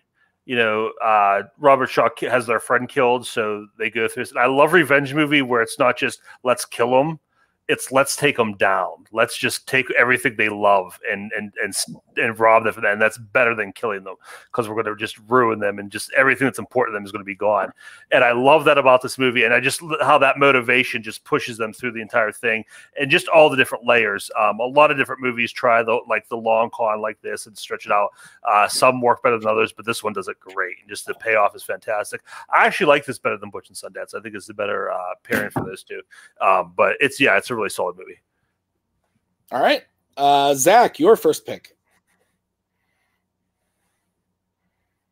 So I am also going to stay away from the... Like this better shit. I think it's the better, That's what I'm trying to avoid. I was refreshing the YouTube. Okay. Anyways, I'm trying to stay away from things in my top 100, maybe the obvious ones since I talked about, but if I feel a need at the end, I may go back to this. So something that I think should be one of these obvious, legendary films that come up a lot, but I feel like never comes up, is I'm going to go with 1967's Bonnie and Clyde. Bonnie ampersand Clyde. Sorry. And Bonnie ampersand Clyde fucking rules. It has the right amount of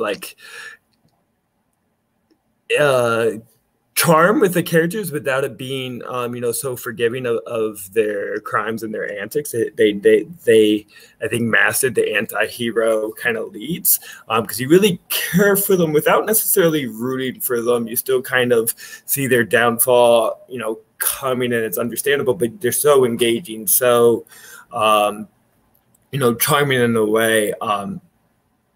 But it's also, a very important movie in history. It really often gets credit for starting, new Hollywood in a way. And there's still some like classic Hollywood touches to the production design and the acting choices, but then having that sense of,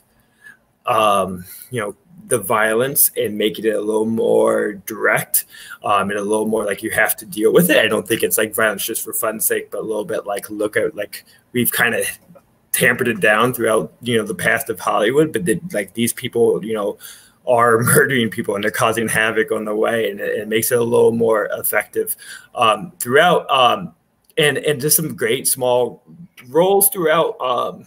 And Gene Hackman, I Oscar nominated. He didn't win, but right, Oscar nominated at least, is a firecracker and super hyperly engaging throughout it. And Gene Wilder, who I'm a huge fan of, comes in and plays like a playboy, which you would never expect, but like caught in the middle of this crime, and it's so amusing, so hilarious. And if we need a list of best one scene performances, that needs to be on something, because that's I talk about these a lot, and that's definitely one of my favorite one scene performances, Gene Wilder and Bonnie and Clyde. So, is it not ampersand? Is it just and? I'm probably all messed up. Cody's muted. It's and on the poster. God damn it. Letterbox, so go fuck yourself. Challenge. Ampersand. Yeah. What movie's this? Who's in this? I think this movie off my list. Lacks no class. They use the word and not an ampersand. This movie fucking sucks. Okay. I haven't seen this. This is not one that I've gotten to. Like I said, I need to get to older classic movies, but I haven't seen this one. Heard lots of great things about it, though. It kind of has gotten lost in a lot of the shuffle for me, but I want to see it because I've heard a lot of great things. So, Cody. Hold on. I just wanted to check something. We're talking about the Warren Beatty Faye Dunaway movie? Yeah. When the hell's Gene Wilder in it? He is in it. He has one scene. Okay. One I didn't make this up. Actually. Okay.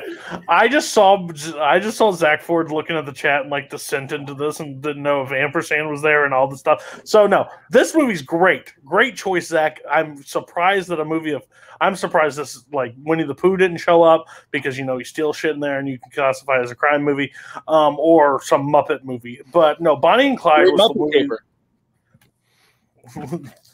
Didn't put it on my short list. I fucking blew it. Oh yeah. This is a movie I watched at the start of quarantine, and I want to go back and revisit as soon as I can. I think this movie is absolutely incredible. It's so weird. Like I was looking at the reviews on here for Letterboxd and how many people have it like up and down. Like it has so many like different. I thought the movie was incredible the first time I watched it. Gene Hackman's in it. And he gives that entire like group, the entire gang just gives a great performance. I'm not a huge like Faye Dunaway fan, like of like the classic movies that I've seen her in, but then I realized like Network, and then I watch Bonnie and Clyde, and then I'm like, well, maybe I should retract that statement, because I haven't seen all of her movies. Of course, she's great in this. Of course, she's great. Just fantastic. But I guess I meant that out of place. I meant, of course she's a great performance, but the rest of the movie's boring. I'm sorry I put it out of place. I'm not an educated person, but yeah. So fantastic movie, great choice, Zach. Boatman. Yeah, I really like Bonnie and Clyde. I think for me, Faye Dunaway is the one who steals this movie. I think she is great. She really kind of exemplifies. You think of Bonnie, kind of the initial, like the transformation of that character from the initial little bit of naivete in dealing with Clyde Barrow, but as she kind of fully goes in, I really like the transformation of the character. Gene Hackman is also fantastic. Honestly, the one weak link for me is Estelle Parsons, which is the person who won the Oscar, so that's a little weird. She won the Oscar for that performance, and I think she's she kind of just screams a lot. I think she's quite annoyed in this film. Yeah, honestly, it would be like if we gave Kim Cattrall or Kate Capshaw the Oscar for Temple of Doom. That would kind of is what it kind of feels like. That is a really good comparison. Wow. She ranks very low on my best supporting actresses ranking. But overall, this film was fantastic. Kirk. I have not seen this in a really long time. Kind of embarrassing that I haven't rewatched it yet. I think the last time I watched this was when AFI did their first top 100 back like in '97, and I was trying to get through as many movies as those as I could. That's last time I watched it. So I have not seen this movie within Boatman's lifetime. So I need to go back and rewatch it. Thank you. Thank you for putting it that way. I love that. Oh, man. All right. Kirk, we are moving on to your first choice. Okay, I'm doing the same thing. Everybody knows I love crime movies. My top 10 is littered with them, and I've talked about all those to death, so I'm going to avoid some of those. I'm not picking ones I've never talked about because there's stuff I want to talk about that deserves to be talked about I have talked about before, but this is underseen and underwatched stuff and underrated stuff that I want to talk about. So my first movie is The Killing of a Chinese Bookie, directed by John Cassavetes. I love this movie. I love Cassavetes. I love his style, and I think this exemplifies it better than maybe any of his movies. Ben Gazzara plays Cosmo Vitelli. He's this like small-time he owns like this little like seedy like cabaret strip club nightclub type place, and he has a really bad gambling addiction, gets in bad with some the debts to the wrong people, and has to go like kind of do crimes for them to make up for the debt. What I love about this movie is most movies, whatever the main character is trying to do, whether it's like land the big job or get the girl or win the big game, whatever, even if it's in the grand scheme of things not that important, because you're watching the movie through that character's main point of view while you're watching the movie, it's the most important thing in the world, whatever their goal is. In this movie, this movie just kind of like rips that veneer away. And Cosmo Vitelli, like he puts his whole life into this nightclub, and it's like the most important thing in the world for him. And he thinks in his mind it's kind of like this high class place, but they show you the movie does not hide the fact of how small time he is and how kind of gross this place is. Like he has these girls that work for him, and he kind of has like this Hugh Hefner attitude, but they barely want to be there. He treats his patrons and his customers like they're special. They have a relationship, but like they're just hanging out at a bar. They don't care. And the movie does not shy away from that at all. Like you care because you care about Cosmo, and that's what makes you care. But the movie doesn't try and trick you into thinking anything he's doing is important. But he's so obsessed with this club that when he's out doing his crimes, like he stops, like he's doing like some serious stuff that his life depends on, and he stops at a phone booth to call the club and like, is the show going on time? Are they singing the right songs? Like he's so meticulous now. He runs this place. I think Ben Gazzara is one of the most underrated actors. I love that guy. He's so good in everything he's in. Seymour Cassell is in this. He shows up later. He's in a lot of Wes Anderson movies, but he's also a Cassavetes regular. It's just such a great, like really gritty, like I like gritty, gross stuff. And that's the kind of movie this is. And yeah, I love it. I've never even heard of this, but this sounds really interesting. So obviously I haven't seen it if I never heard of it. But I'm going to add this to the watch list because this sounds really interesting. I'm on board. I want to see this now. Cody, have you seen this? I have not. I just saw it's on HBO Max. There's two versions of it. This is the director's cut, so I don't know which one to watch. Watch the original because Cassavetes was not a fan of the director's. Well, the Cassavetes made it shorter. He cut scenes out. So the original version is actually longer. Yeah, it's 2:14 versus hour 48. So yeah, no, I'll check it out. Kirk's brought it up numerous times. I just never got around to watching it. But yeah, how passionately he talks about it and how we kind of agree on most crime movies. I'll definitely be checking it out this week. Boatman, you seen this? No, I have not. I watched my first John Cassavetes movie this week, though, Kirk. I finally watched Opening Night, and nice. I really like that one, so I'm excited to watch the other ones. Awesome. Zach? Yeah, this rules. It's a great pick, and not what I expected. It makes me really want to put Mikey and Nikki as my next pick, and I'm just shouting out because I'm not going to. But John Cassavetes is in that. Maybe I should just fucking do it, but no one's seen it. Anyways, yeah, I mean, Kirk, everything you said is correct. There is just like the seediness and the griminess of what a good low-level crime movie needs to have is all there. And, the best crime movies really are commentaries on masculinity gone wrong.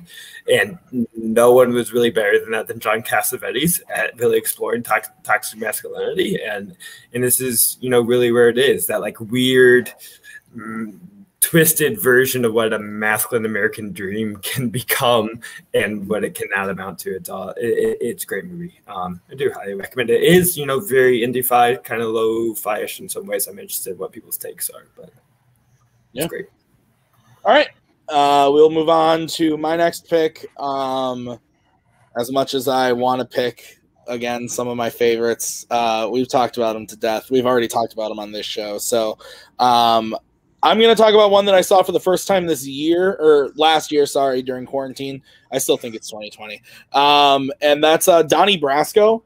I had never seen this before, but I really enjoyed it. I watched it because, actually, I think Cody watched it and told me he thought it was just, And I was like, well, I like Pacino, I like Depp, let's check it out. And I really enjoyed it. I like the movies where it's okay, The Departed's my second favorite movie of all time. So you got to think. I like the movies where somebody pretends to be somebody else. They're living another life. They go in, infiltrate something. So I dug this. I thought Johnny Depp was really good in the movie. And I thought Al Pacino was doing the Al Pacino thing. And I dug that. I thought this was just a lot of fun. It was pretty formulaic, but nonetheless, I enjoyed it. And I was surprised that a lot of people that I talked to hadn't seen it. But I really enjoyed it. I liked watching it a lot. I'd like to watch it again. I think I watched it the day it left Netflix. I finished watching it and then it was gone or something like that. And that's why I watched it, because I think Cody was it's leaving in a day. And I was like, okay. So, Cody, what do you think about Donnie Brasco? Yeah, I think I was in a bad mood. If I'm being honest with you, I think it was not in a good headspace to watch this for the first time. I laughed really hard at Boatman when you brought it up. Boatman's notice a guy across the room at a party. I'm like, oh, we're friends, and the guy just ignores him. But it's happened before, I know, Bo. No, I need to revisit this because Pacino and them, I remember good performances. I think it might have been with my kids running around or something, but I need to see it again. But yeah, it's math for me right now, but it definitely could be the Sting and go up. Boatman, you got excited. Yeah, I really like Donnie Brasco. I think this is just one of Johnny Depp's best performances. I think he's absolutely incredible in this movie. And there's one scene that I just think is one of the best scenes in a gangster movie, which is when Brasco Pistone goes into the restaurant with the Chinese restaurant with the other gangsters, right? And he has a wire in his shoes, and they ask him to take his shoes off. Yeah. That scene is so great, and the way he twists it around, and then it gets even more kind of terrifying. I love that scene so much. I think the movie is great. This is a lot of people like to say that post-Heat is when Pacino just goes full Pacino and never really gives a great performance. I disagree. I think this is a super sensitive performance from Pacino. I think it's fantastic. Zach? I haven't seen it. I was obsessed with the name Donnie as a kid, though. Nice. Donnie Darko? Yeah.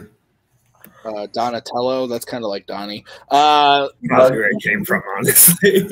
Kirk. Yeah, I like this movie. I really like Pacino in it. I agree with Boatman. I think this is a solid, late Pacino performance. Maybe one of the best. And I like seeing him in that role. Usually Pacino's like the guy in control. He knows everything that's going on. He's kind of pulling the strings. Where in this movie, he's just, he might think about that himself, but he's just really just a small timer. And I like that kind of like patheticness of that character. And Depp's really good too. Just the arc he goes through, and just the struggle of living that life, living that double life, and is really interesting to watch. So yeah, it's a really solid pick. I like it. All right, Cody, your next pick. Okay, so this one is kind of on brand, I would say, but like I haven't really talked about how much I really just enjoyed this film. It's not like my top 100, but it's a movie that I think should check out because I think the performance in it is absolutely incredible. And I'm going with 2015's Black Mass. Yeah. I find I have done so much like deep diving on Whitey Bulger as a person. Now, I will say, if people are missing, I was going to pick The Departed, but if you watch last 2 weeks, YLS, that's more of a mystery thriller, not really a crime movie. So I just had to, I had to just go with Black Mass here. So I think I do not like Johnny Depp. I do not like Johnny Depp at times. But I think this movie, he is absolutely transformed into Bulger. I know, like Whitey when he was in jail, thought this was trash, like compared to what the performance really is. But the scene where he is at the dinner table and he's talking, it's in the trailer and everything, but it's one of those iconic scenes from this mob movie, but where he's like, how'd you cook the steak? It's family secret. No, you gotta tell me. And he starts spilling it, and he just looks across from him, and his eye, he's got those blue contacts in, and you could just see him across from him. He's like, if you spilled that easy to me, well, let's say you let, turn me in. And your stomach just drops. I think, like, Benedict Cumberbatch being his brother or whatever, and he coming to him is like, if you come to me with this shit again, I'll end you. Like, it's just so, like, how corrupt that mob was back there, the Whitey Bulger gang. Again, do I think it's like a star-studded 5-star movie that everybody's like got to go rave and like love? No, but I think this movie is a lot better than people say it is. So yeah, it's Black Mass for me. Well, then why are you being a weirdo? Because he's a powder. Because he lost YLS because somebody put the part as a one mystery thriller and he believes it's crime. He's a punk bitch. Go ahead. Anyway, I love Black Mass. I'm with you, Cody. I think that it's actually really good. I saw it a couple times in the theater because I enjoyed the performances so much. I think Joel Edgerton is really good in the movie, especially. But I thought all the performances all around were really good. I think this was Jesse Plemons is in this too, I think, if I'm remembering correctly. And I really liked him. And I remember Dakota Johnson being in this, and this was kind of the first thing I saw her in besides like 50 Shades and Social Network. And I really enjoyed her and her small role. Yeah, I thought Johnny Depp was great in this performance. This was the kind of I'm struggling thinking of another recent performance of his that I liked as much as this one. Dark Shadows. Oh, that's how could I forget Dark Shadows? Good pull. Yeah, no, but I really enjoyed this movie. I haven't seen it since it came out on Blu-ray. That was the last time I watched it. I'm gonna watch it tonight, I think. I might honestly. I have some time to kill tonight. So yeah, no, I like this pick a lot. Boatman. I've never seen it actually. Nope. Fair enough. Zach. It'll be 3.5. I can't remember my full take on this. I feel like I've had mixed feelings, but mostly was pretty engaged. I do remember actually thinking Johnny Depp was really great. It was a chance for him to still be covered in so much makeup and look unrecognizable, but give a real performance and be a real human, and also give a terrifying villainous performance while still making it dimensional without you sympathizing with him too much. I think that's my main memory and takeaway that says something about the movie. Scott Cooper is a pretty solid director. Yeah. That I'm interested in, you know, what he has the Antlers coming out soon, the horror movie. I'm interested in what that take is going to be because I don't think he's like has a bad movie yet. They're all pretty solid. He did Hostiles too, didn't he? Yeah. Yeah. Now the Furnace and Crazy Heart. Yeah. Oh, Out of the Furnace. I forgot about that one. Okay, Kirk, your take. Cody, how come you only like these movies because they're in Boston? Go fuck yourself.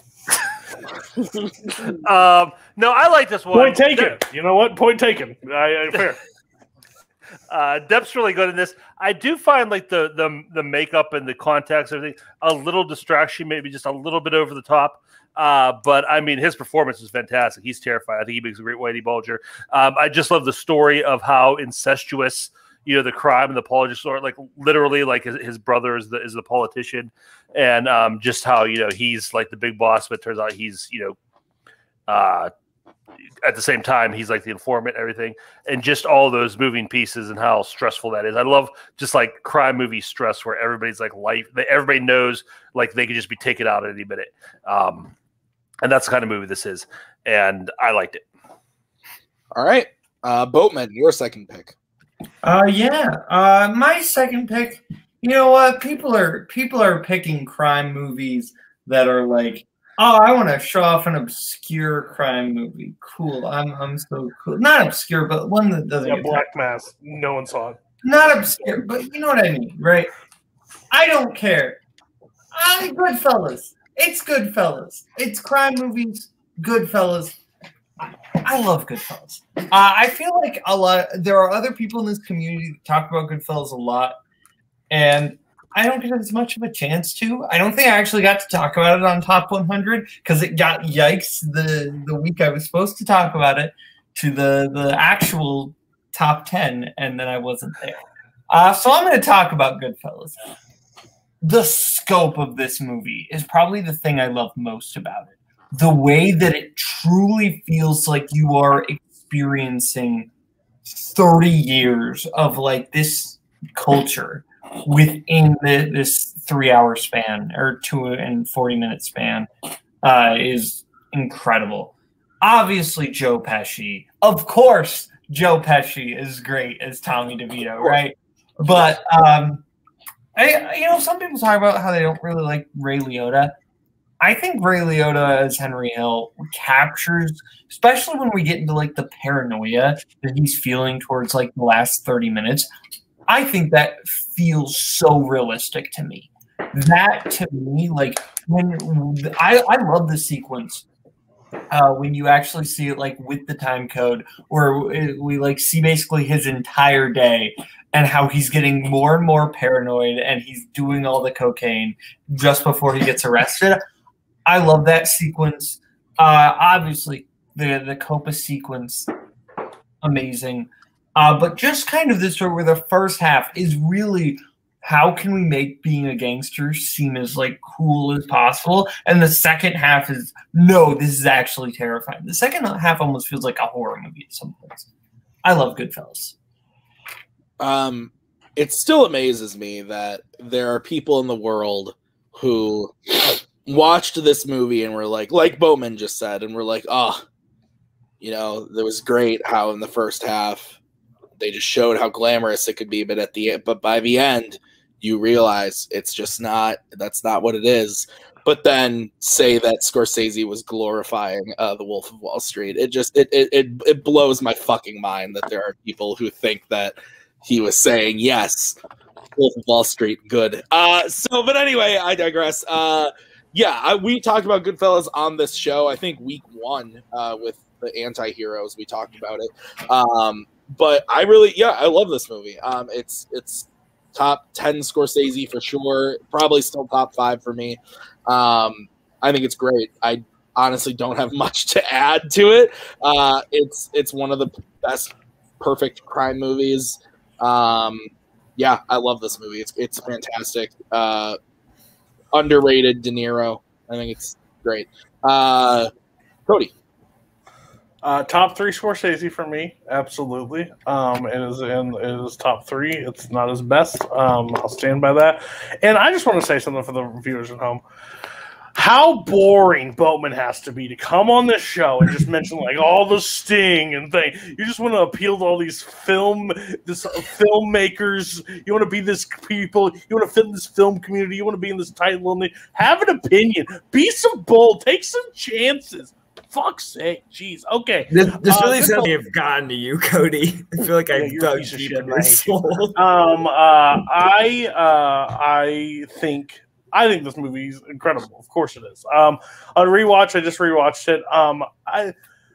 I think Ray Liotta, is he a good actor? No, I do not believe he's a good actor. I will stand by that. I do not think he's good. In this movie, he is perfect for this movie.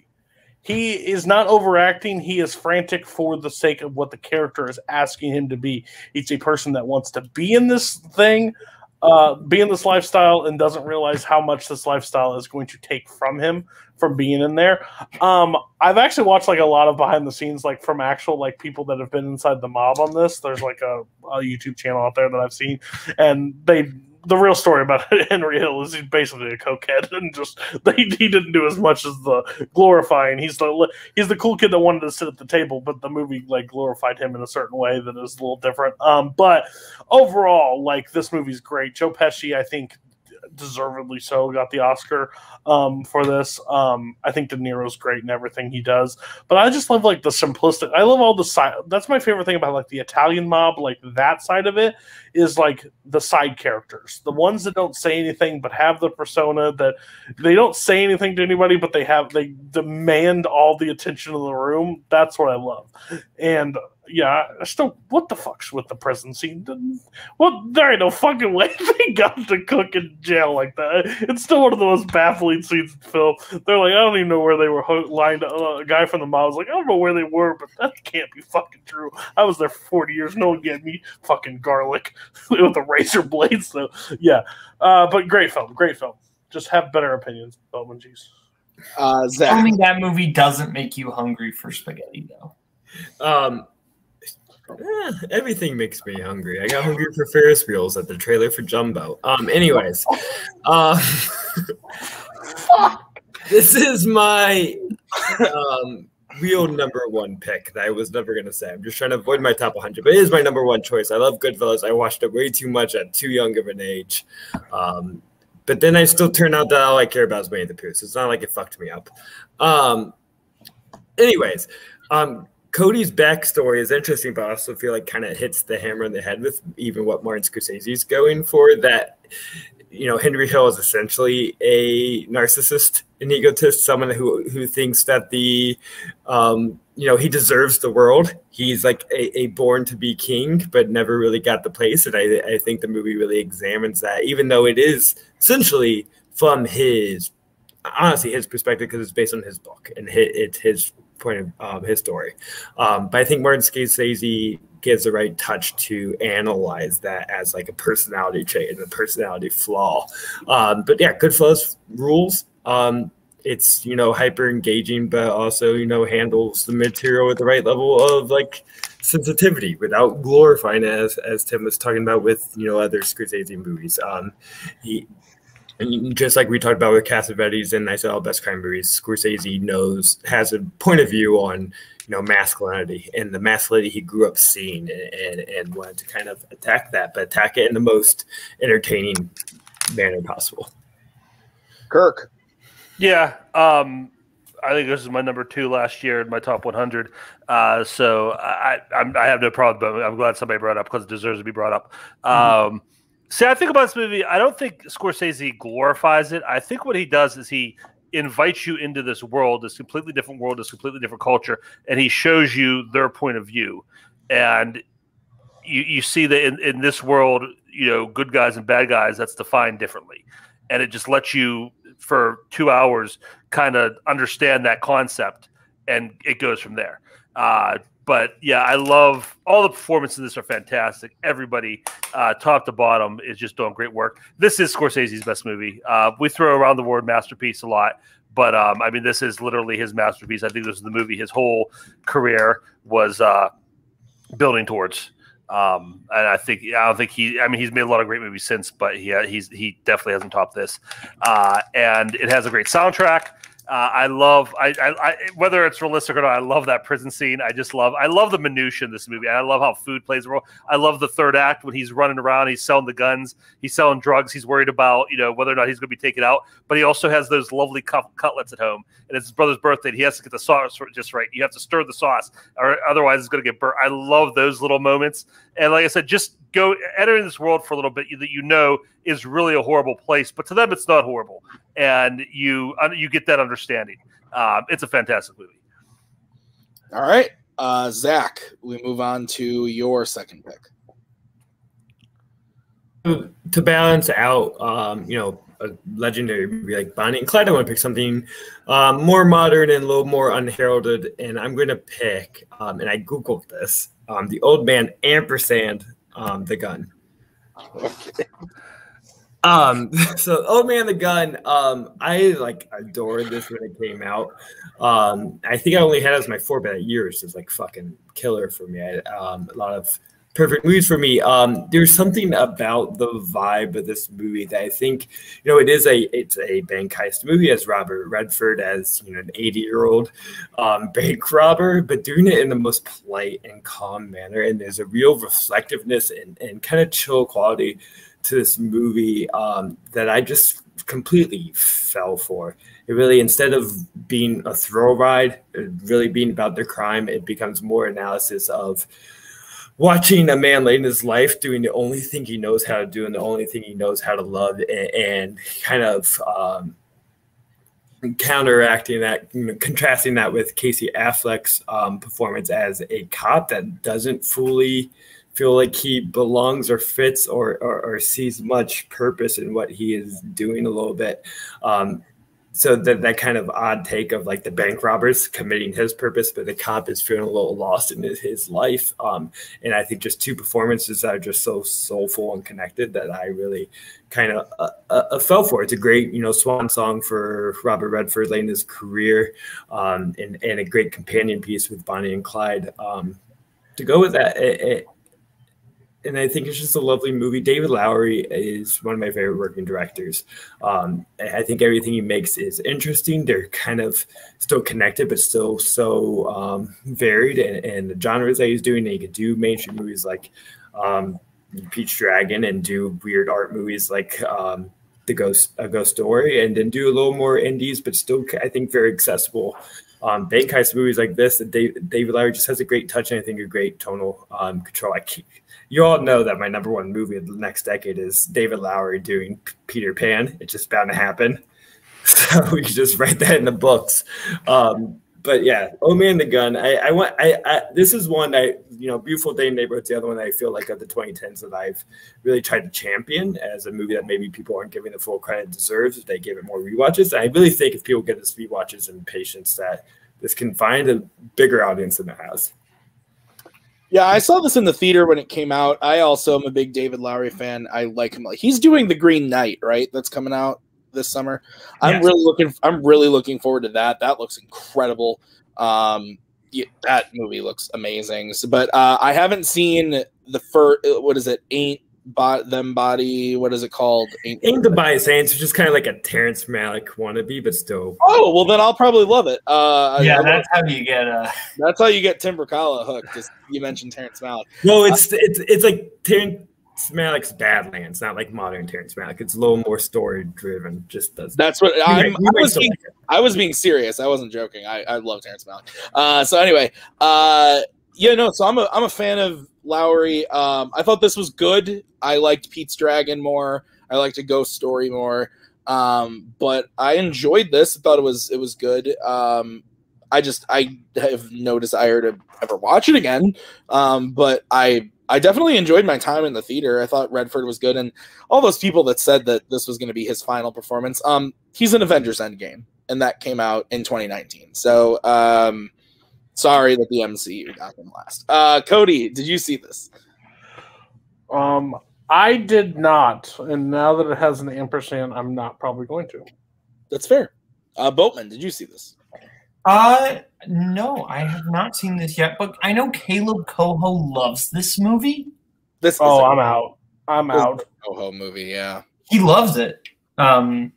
So, and he has told me I would like it. So we will see. There was a lot of Oscar buzz around it. There was a lot of Oscar buzz around it at the time, so that's probably why he loved it. He probably read it on Gold Derby that I was going to get. Robert Redford gives a great performance. That's his Letterboxd review. I can tell you now because that was the Oscar buzz. Kirk, have you seen this? I have seen it. I don't remember much about it, and I think I have it a little bit confused in my mind with the mule. But I remember it being good. Okay, like I like Redford. Redford's always charming. He's really good at that, like guy who only know, like Zach said, only knows how to do one thing, and that thing really isn't a thing anymore. This and Butch Sundance, Great Waldo Pepper. That's kind of his subgenre. But it's one I'd probably go back and look at again just to see. Because like you said, Tim, I remember enjoying it in the theater. I just remember much about it. All right, Kirk, we are on to you for the final pick of the night. Okay, there's two movies I really want to talk about. So I'm going to leave it up to you guys. Do you want me to pick the more obscure movie that none of you have probably seen, but you may be interested after I talk about, or do you want me to talk about the one some of you have probably seen and can engage in the conversation? Pick the one we've seen. Yeah, sure, the one we've seen. Okay. Yeah. I'll listen to the other one afterwards. Okay, I'm going to go with Bad Times at the El Royale. Oh. I love this movie. I think this is one of the most underrated movies of the last couple of years. When I redo my top 100, this is probably going to make it. It's just such a kind of perfect crime movie. The movie is just all about choices and the choices the character make, and living with dealing with the consequence of the choice you make. The hotel itself demands a choice because it's built on the border of California and Nevada, and you have to choose what size you want to be on. And every moment in that movie around that is based on a choice, and I love that so much. The cast is just amazing. Cynthia Erivo, her acting is great, but her singing and the way they use her singing and use her voice to progress the story of this is really good. The rest of the soundtrack is the ambient soundtrack is amazing. Jeff Bridges is really good in it. He just plays like this old time. Well, I won't spoil what he is because you don't know it to be in the movie. But just everybody's so good in it. And I'm blanking on his name. Thor.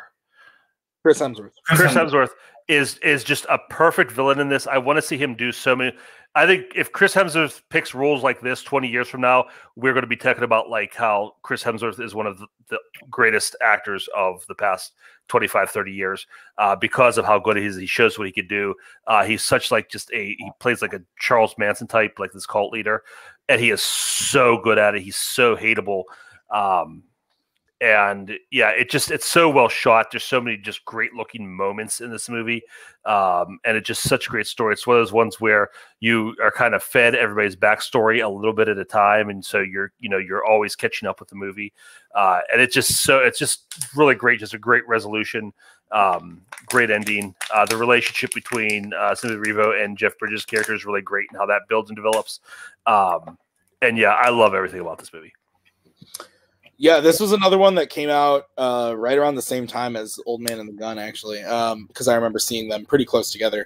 But this movie's awesome. I know a lot of people love the great 2010s comedy, The Cabin in the Woods, which was Drew Goddard as well. But this one, I think, is better. I think this is great. It's a little long, but you don't necessarily feel it. You kind of just – it's one of those where it's like, it's wrapping up and you're like, oh, we're almost done. And you look at the time and you're like, wow, we've been sitting here for 2.5 hours.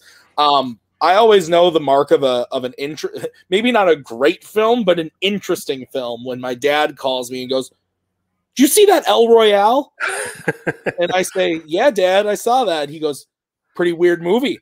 And I go, yeah, it's a little weird. But yeah, no, I really like this movie. It's a lot of fun. I like the split timelines and looking at all the characters in different ways. John Hamm is really good in this. Yeah. Like you said, Jeff Bridges, Cynthia Erivo, really good. Dakota Johnson also very good in the movie. Chris Hemsworth. Yeah, there's lots of great performances, lots of good atmosphere. I think it's the opening scene is with Nick Offerman where he is taking apart the bedroom and everything, and that whole sequence is really cool. I just want to see, it is Drew Goddard, right? That's the director. Yeah. I just want to see what he does next because he's too new for me, and I've really enjoyed both movies, but yeah, I think this one's better. So I want to see him do another thriller, something like this, more in the vein of this than of Cabin in the Woods. So, Cody, your take. I've seen this movie one time, and I thought it was okay. I thought it was fine. I know Cole was a big fan of it. It's so weird to hear just Kirk praise it because when I watched it again, we see eye to eye on a lot of crime movies. I'll just need to recheck this out. I haven't seen it.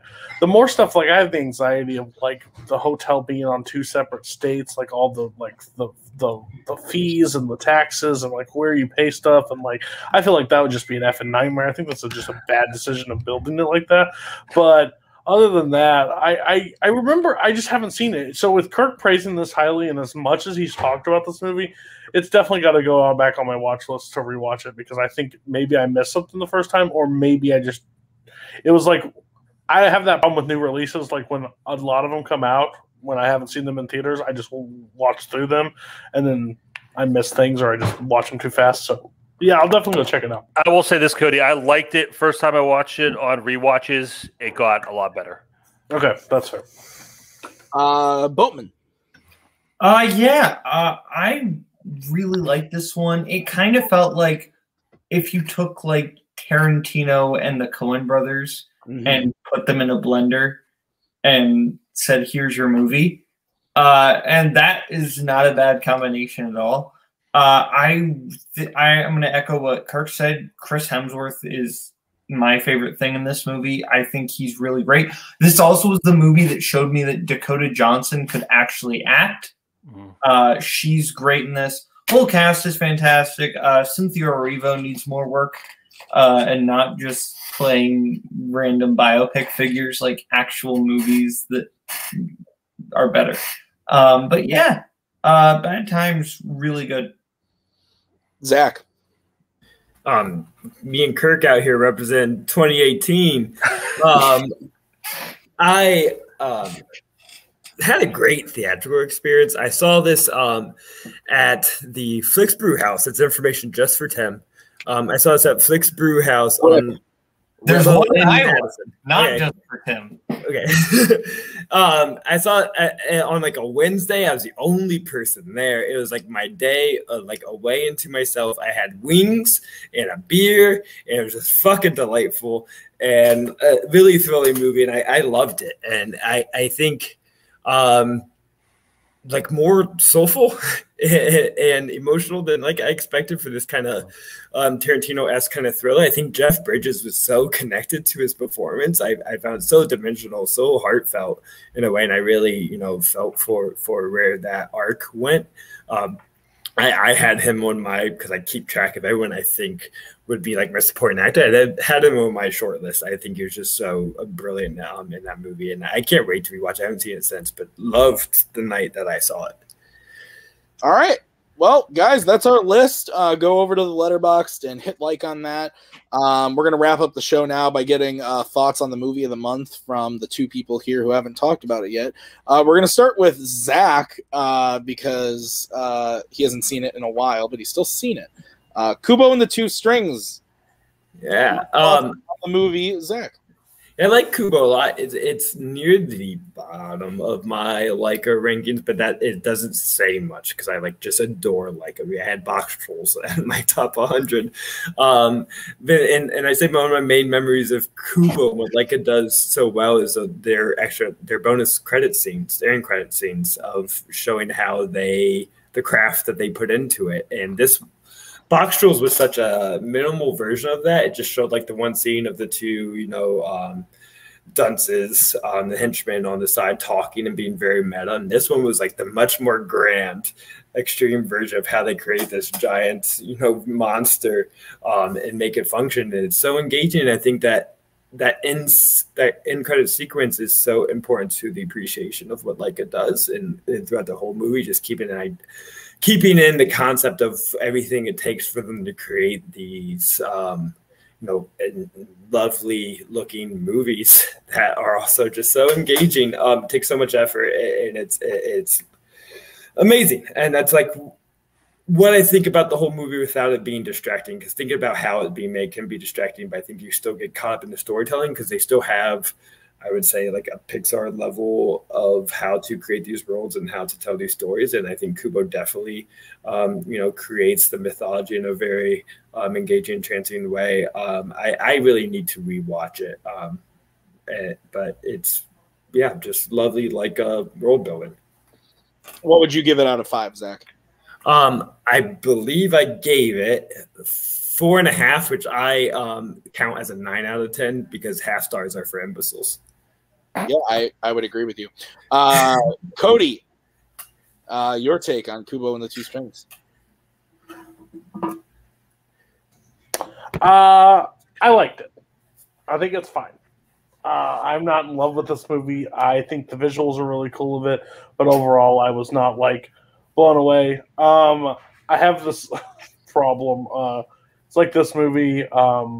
There's movies that are adored by a lot of people in the animation side, like Studio Ghibli and this and stuff, Leica films. They're just not really made for me at times. I don't like them. I think this movie's just not my cup of tea. I mean, the best way I can put it. I think visually everything they do, great. Do I ever want to run back to it? No. Would I rather put this on than The Wild or Ice Age, Dawn of the Dinosaurs? Absolutely for my kids. But still, at the end of the day, I find it 3 stars. Not absolutely in love with it. Maybe on rewatches it could go up, but I wasn't absolutely in love with it. All right. Well, guys, that's going to do it for us tonight. I got a couple things to just run by you. Starting next month is a new movie of the month. That was the last time we're going to talk about Kubo, unless someone else brings it up. But I doubt anyone will at this point. So next week, we have female-led action movies. We've got Spence. We've got Brian, me, and Boatman for that. So we need one more for that show. And then coming up on the 13th, I'm one that I'm really excited about, sequels that came 10-plus years later. So we've got Brian for that one, but we need a couple more people for that. That's going to be an exciting one. Also, as we announced last week, we're moving to Twitch. This show will be over there on Tuesday nights, so we'll YLS on Wednesdays. So go over and subscribe to the Twitch channel. Cody, you want to talk about the giveaways we're going to be doing real quick? Oh, yeah. So if we hit the 50 subscriber mark by the time we go over Twitch, so we got a week. We're at 27 right now, so we're halfway there. If we hit it, me and Tim are both giving away 2 movies apiece. I made a little statement on YLS that if you're more of a digital person, if you're like if you're more of a physical DVD person, address, if you're safe with that, I will ship you a movie of your choice. Depending on if it's, not ridiculous. I'm not doing Criterion movies for anybody like that's crazy high expensive. But if you go follow us over there. And then Mike Hanley's actually joined us from the video store. He's going to also throw in a movie. So that's now we're up to 5 movies that we're giving away if we reach the target. I know we can do it. It's just better for our channel overall. We've talked about it. It just seems like we need to dip into both areas. So yeah, come join us over there. I think you'll enjoy it.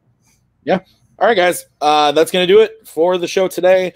Thank you to Zach, Kirk, Cody, Boatman. This has been a fun show to talk about. Go over to the Letterboxd and check out all the stuff we talked about, the list, diary entries and stuff. And we'll see you guys next week for female-led action movies and the new movie of the month. So go vote in that poll if you haven't already. We'll see you guys next time. Have a good night. In case I don't see you. Good afternoon, good evening, good night.